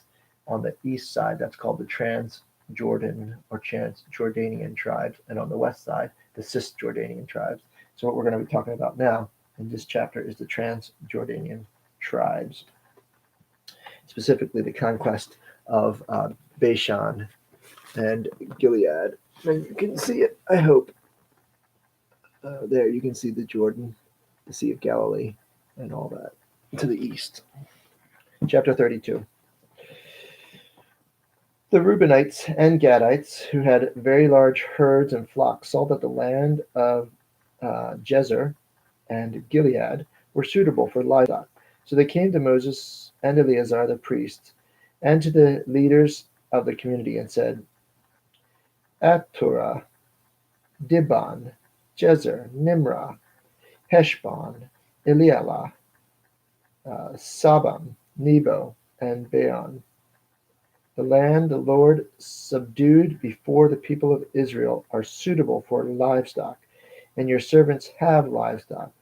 If we have found favor in your eyes, they said, let this land be given to your servants as our possession. Do not make us cross over the Jordan. Moses said to the Gadites and the Reubenites, shall your countrymen go to war while you sit here? Why do you discourage the Israelites from going over into the land the Lord has given them? This is what your fathers did when I sent them from Kadesh Barnea to look over the land. After they went up to the valley of Eshcol and viewed the land, they discouraged the Israelites from entering the land, and the Lord had given them. The Lord's anger was aroused that day, and he swore this oath, because you have not followed me wholeheartedly, not one of the men 20 years old or more who came up out of Egypt will see the land I promised on oath to Abraham, Isaac, and Jacob. Not one except Caleb, son of Jephunneh the Kenizzite, and Joshua, son of Nun. For they had followed the Lord wholeheartedly. The Lord's anger burned against Israel, and he made them wander in the desert 40 years, until the whole generation of those who had done evil in the sight of the Lord has gone. And here you are, a brood of sinners, standing in the place of your fathers, and making the Lord even more angry with Israel. If you turn away from the following him, he will again have all this people in the desert, and you will be the cause of their destruction. Then they came up to him and said, we would like to build pens for our livestock and cities for our women here, but we are ready to arm ourselves and go ahead of the Israelites until we have brought them to their place. Meanwhile, our women and children will have fortified cities for protection from the inhabitants of the land. We will not return to our homes until every Israelite has received his inheritance. We will not receive any inheritance with them on the other side of the Jordan, because our inheritance has come to us on the east side of the Jordan. Then Moses said, if you will do this, if you will arm yourselves before the Lord for battle, and if all of you will go armed to the other side of the Jordan before the Lord until he has driven his enemies out before him. Then, when the land is subdued before the Lord, you may return and be free from your obligation to the Lord and to Israel, and this land will be your possession before the Lord. But if you fail to do this, you will be sinning against the Lord, and you may be sure that your sin will find you out. Build cities for your women and children, and pens for your flocks, but do what you have promised. The Gadites and the Reubenites said to Moses, we, your servants, will do as the Lord commands.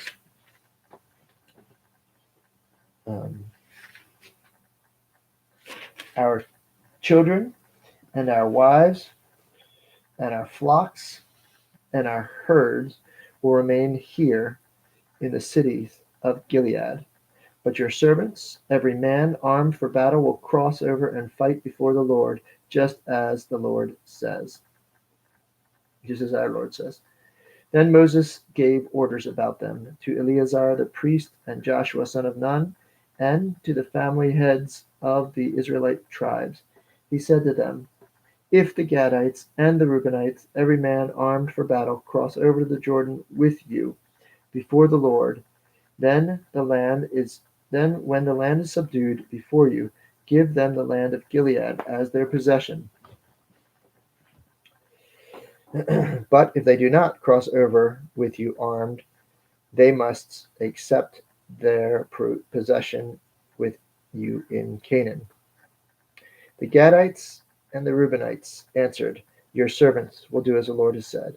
We will cross over before the Lord into Canaan armed, but the property we will inherit will be on this side of the Jordan.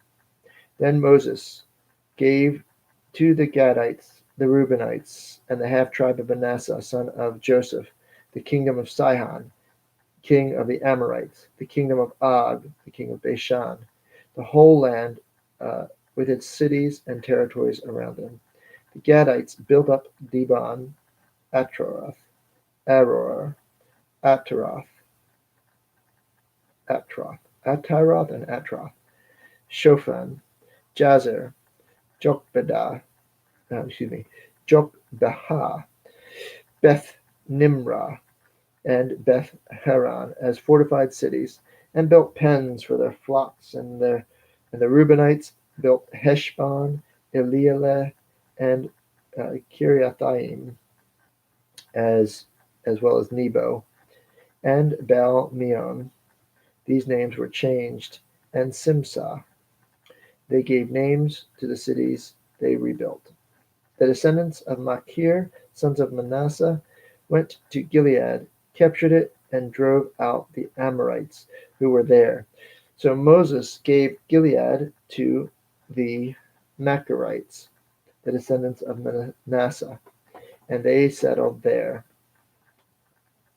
Jair, a descendant of Manasseh, captured their settlement and called them Havoth Jair.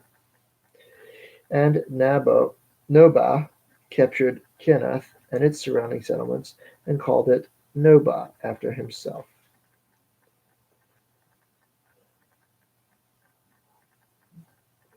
Chapter 33. Here are the stages of the journey of the Israelites when they came out of Egypt by divisions under the leadership of Moses and Aaron at the Lord's command. Moses recorded the stages of their journey. This is their journey by stages. So this is going to be a recap. The Israelites set out from Ramses on the 15th day of the first month, the day after the Passover. They marched out boldly in full view of all the Egyptians, who were burying all their firstborn, whom the Lord had struck down among them, for the Lord had brought judgment on their gods. The Israelites left Ramses and camped at Succoth. They left Succoth and camped at Etham, on the edge of the desert.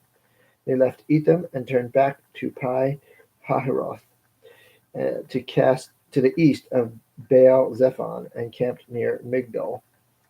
They left Pi Hitharam and passed through the sea into the desert. When they had traveled 3 days in the desert of Etham, they camped at Merah. They left Merah and went to Elim, where there were 12 springs and 70 palm trees, and they camped there. They left Elim and camped by the Red Sea. They left the Red Sea and camped in the desert of Sin. They left the desert of Sin and camped at Dophkah. They left Dophkah and camped at Alush. They left Alush and camped at Rephidim, where there was no water for the people to drink.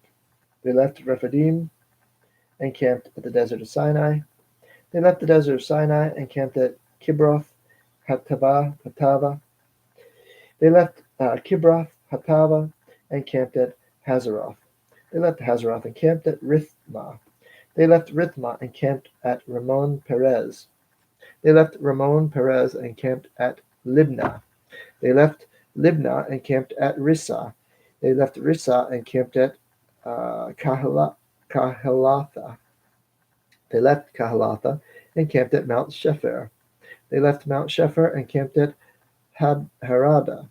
They left Harada and camped at Makaloth. They left Makaloth and camped at Tahath. They left Tahath and camped at Terah. They left Terah and camped at Mithkah. They left Mithkah and camped at Hashmonah. They left Hashmonah and camped at Moseroth. They left Moseroth and camped at Bene Jaakan. They left Bene Jaakan and camped at Hor Haggidgad.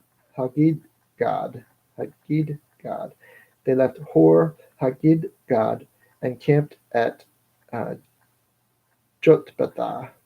They left Jotbathah and camped at Abronah. They left Abronah and camped at Ezion-Geber. They left Ezion-Geber and camped at Kadesh in the desert of Zin. They left Kadesh and camped at Mount Hor, on the border of Edom, at the Lord's command. Aaron the priest went up on Mount Hor, where he died, on the 5th day of the 5th month of the 40th year after the Israelites came out of Egypt. Aaron was 123 years old when he died on Mount Hor. The Canaanite king Arad, who lived in the Negev of Canaan, heard that the Israelites were coming. Then they left Mount Hor and camped at Zalmonah. They left Zalmonah and camped at Punan. They left Punan and camped at Oboth. They left Oboth and camped at Iye Abarim on the border of Moab. They left Ayim and camped at Dibon Gad. They left Dibon Gad and camped at Almon Diblathaim. They left Almon Diblathaim and camped at the mountains of Abarim near Nebo. They left the mountains of Abarim and camped on the plains of Moab by the Jordan across from Jericho. There, on the plains of Moab, they camped along the Jordan from Beth Jeshimoth to Abel Shittim. On the plains of Moab, by the Jordan, across from the Jericho, the Lord said to Moses, "Speak to the Israelites and say to them, when you cross the Jordan into Canaan, drive out the inhabitants of the land before you. Destroy all their carved images and their cast idols, and demolish all their high places. Take possession of the land, settle it, for I have given it to you as a land to possess. Distribute the land by lot according to your clans. To the larger group, give the larger inheritance. To the smaller group, the smaller one. Whatever falls to them by lot will be theirs. Distribute it according to your ancestral tribes. But if you do not drive out the inhabitants of the land, those you allow to remain will become barbs in your eyes and thorns in your sides. They will give you trouble in the land where you will live, and I will do to you what I plan to do to them." In the end, they didn't abide by that command. They left them live, and it caused them much trouble over many years, including several tribes being destroyed by Assyria and some being carried off into Babylon for 70 years of captivity. It's advice they should have heeded, but they did not. Chapter 34 tells us the boundaries of Canaan. And again, you can look at these on a map. The Lord said to Moses, "Command the Israelites and say to them, when you enter Canaan, the land that will be allotted to you as an inheritance will have these boundaries. Your southern side will include the desert of Zin along the border of Edom on the east. On the east, your southern boundary will start at the end of the Salt Sea, cross south of the Scorpion Pass, continue on to Zin, and go south of Kadesh Barnea. Then it will go to Hazar Adar and over Asmon, where it will turn, join the Wadi of Egypt, and end at the sea. Your western boundary will be the coast of the Great Sea. This will be your boundary on the west." That's an easy one. For the northern boundary, run a line from the Great Sea to Mount Hor, and from Mount Hor to Lebo Hamath, and from the boundary will go to Zedad, continue to Ziphon at the end of Hazar Enan. This will be your boundary on the north. For your eastern boundary, run a line from Hazar Enan to Shepham. The boundary will go down from Shepham to Riblah on the east side of Ain, and continue along the slopes of the east side of Kinnereth. The boundary will go down along the Jordan and end at the Salt Sea.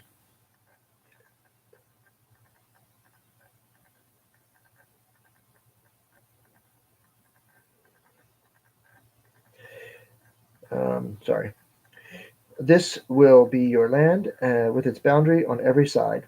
Moses commanded the Israelites, assign this land by lot as an inheritance. The Lord has ordered that it be given to the 9.5 tribes, because the families of the Reuben and the tribe of Gad and the half tribe of Manasseh have received their inheritance. These 2.5 tribes have received their inheritance on the east side of the Jordan of Jericho, toward the sunrise. The Lord said to Moses, "These are the names of the men who are assigned to the land for you as an inheritance: Eleazar the priest and Joshua son of Nun, and appoint the one leader from each tribe to help assign the land. These are their names: Caleb, son of Jephunneh, from the tribe of Judah; Shemuel, son of Ammihud, from the tribe of Simeon; Elidad, son of Kislon, from the tribe of Benjamin; Buki, son of Jogli, the leader from the tribe of Dan; Hamiel, son of Ephod, the leader from the tribe of Manasseh, son of Joseph; Kemuel, son of Shiftan, the leader of the tribe of Ephraim, son of Joseph; Elizaphan, son of Parsnach, the leader from the tribe of Zebulun; Paltiel, son of Azan, the leader from the tribe of Issachar; Ahihud, son of Shelomi, leader from the tribe of Asher; Pedahel, son of Ammihud, the leader from the tribe of Naphtali. These are the men the Lord commanded to assign the inheritance to the Israelites in the land of Canaan. 35. We'll talk about the towns of the Levites and then cities of refuge. On the plain of Moab, by the Jordan, across from Jericho, the Lord said to Moses, "Command the Israelites to give Levites town to live in from an inheritance the Israelites will possess, and give them pasture lands around the towns. Then they will have towns to live in and pasture lands for their cattle and flocks and all the other livestock. The pasture lands around the towns that you give the Israelites will extend out 1,500 feet from the town wall. Outside the town, measure 3,000 feet to the east side, 3,000 feet to the south side, 3,000 feet to the west side, 3,000 to the north, with the town in the center. They will have this area as pasture land for towns." Also, cities of refuge. 6 of the towns you give to the Levites will be cities of refuge to which a person who has killed someone may flee. In addition, give them 42 other towns. In all, you must give the Levites 48 towns, together with their pasture lands. The towns you give the Levites from the land the Israelites possess are to be given in the proportion to the inheritance of each tribe. Take many towns from the tribe that has many, but few from the tribe that has few. Then the Lord said to Moses, "Speak to the Israelites, say to them, when you cross the Jordan into Canaan, select some towns to be your cities of refuge, and to which a person who has killed someone accidentally may flee. They are to be places of refuge from the avenger, so the person accused of murder may not die before he stands trial before the assembly. These 6 towns you give will be cities of refuge. Give 3 on this side of the Jordan, 3 in Canaan as cities of refuge. These 6 towns will be a place of refuge for the Israelites, aliens, and any other people living among them, so that anyone who has killed another accidentally can flee there. If a man strikes someone with an iron object so that he dies, he is a murderer. The murderer shall be put to death. Or if anyone has a stone in his hand that could kill, and he strikes someone so that he dies, he is a murderer. The murderer shall be put to death. Or if anyone has wooden object in his hand that could kill, and he hits someone so that he dies, he is a murderer. The murderer shall be put to death. The avenger of blood, the avenger of blood shall put to death the murderer, shall put the murderer to death. When he meets him, he shall put him to death. If anyone with malice aforethought shoves another or throws something at him intentionally, so that he dies, or if in hostility hits him with his fists, so that he dies, that person shall be put to death. He is a murderer. The avenger of blood shall put the murderer to death when he meets him. But if without hostility someone suddenly shoves another, or throws something at him unintentionally, or without seeing him drops a stone on him that could kill him, and he dies, then since he was not his enemy and did not intend to harm him, the assembly must judge between him and the avenger of blood according to these regulations. The assembly must protect the one accused of murder from the avenger of blood and send him back to the city of refuge to which he fled. He must stay there until the death of the high priest who was anointed with the holy oil. But if the accused ever gets outside the limits of the city of refuge to which he has fled, and the avenger of blood finds him outside the city, the avenger of blood may kill the accused without being guilty of murder. The accused must stay in his city of refuge until the death of the high priest. Only after the death of the high priest may he return to his own property. These are to be legal requirements for you throughout the generations to come, wherever you live. If anyone who kills a person is to be put to death as a murderer, only on the testimony of witnesses. But no one is to be put to death on the testimony of only one witness. Do not accept the ransom for a life of a murderer who deserves to die. He must surely be put to death. Do not accept the ransom for anyone who has fled to the city of refuge, and so allow him to go back and live in his own land before the death of the high priest. Do not pollute the land where you are. Bloodshed pollutes the land, and atonement cannot be made for the land on which blood has been shed, except by the blood of the one who shed it. Do not defile the land where you live and where I dwell, for I, the Lord, dwell among the Israelites. One more chapter, chapter 36.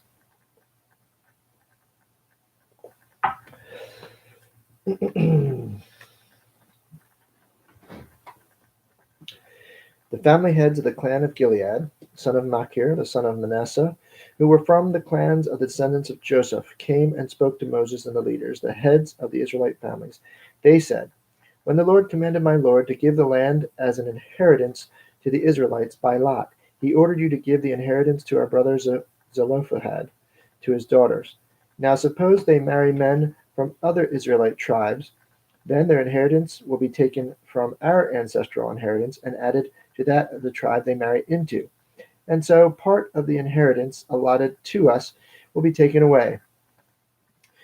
When the year of Jubilee for the Israelites has come, their inheritance will be added to that of the tribe into which they marry, and their property will be taken from our tribal inheritance of our forefathers."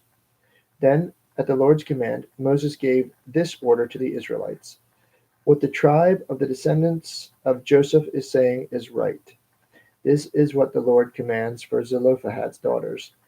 They may marry anyone they please, as long as they marry within the tribal clan of their father. No inheritance in Israel is to pass from one tribe to another, for every Israelite shall keep the tribal land inherited from his forefathers. Every daughter who inherits land in any Israelite tribe must marry someone in her father's tribal clan, so that every Israelite will possess the inheritance of his fathers. No inheritance may pass from tribe to tribe, for each Israelite tribe is to keep the land it inherits. So Zelophehad's daughters did as the Lord commanded Moses. Zelophehad's daughters, Mahlah, Tirzah, Haglah, Milcah, and Noah, married their cousins on their father's side. They married within the clans of the descendants of Manasseh, son of Joseph, and their inheritance remained in their father's clan and tribe. These are the commands and regulations the Lord gave through Moses to the Israelites in the plains of Moab, across from Jericho. Thus ends the reading of God's holy word in the book of Numbers. It tells us a lot about a lot of different people. Give us lots of names of the family tree of Israel. Remember, Jesus is part of this huge family tree of the Israelites. And throughout the stories, throughout the Old Testament and even into the New Testament, Saul will make it clear that he's a Benjaminite. He's the son of a descendant of Benjamin, and Jesus is a descendant of Judah. And as such, is a legal king of the Jews. So these are all important background pieces for our understanding of the gospel.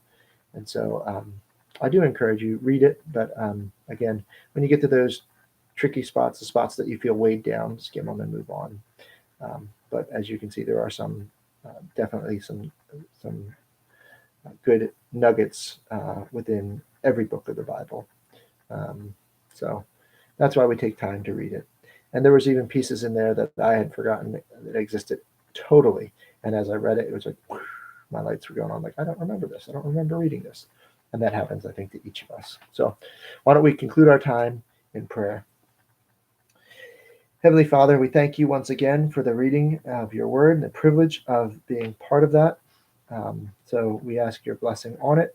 Bless it to our souls. Encourage us as we continue to study and to understand your word and to know you personally as our Savior. We pray your blessing upon us, and on this day we pray it all in Jesus' name. Amen. Thank you for joining me, and I hope to see you next time.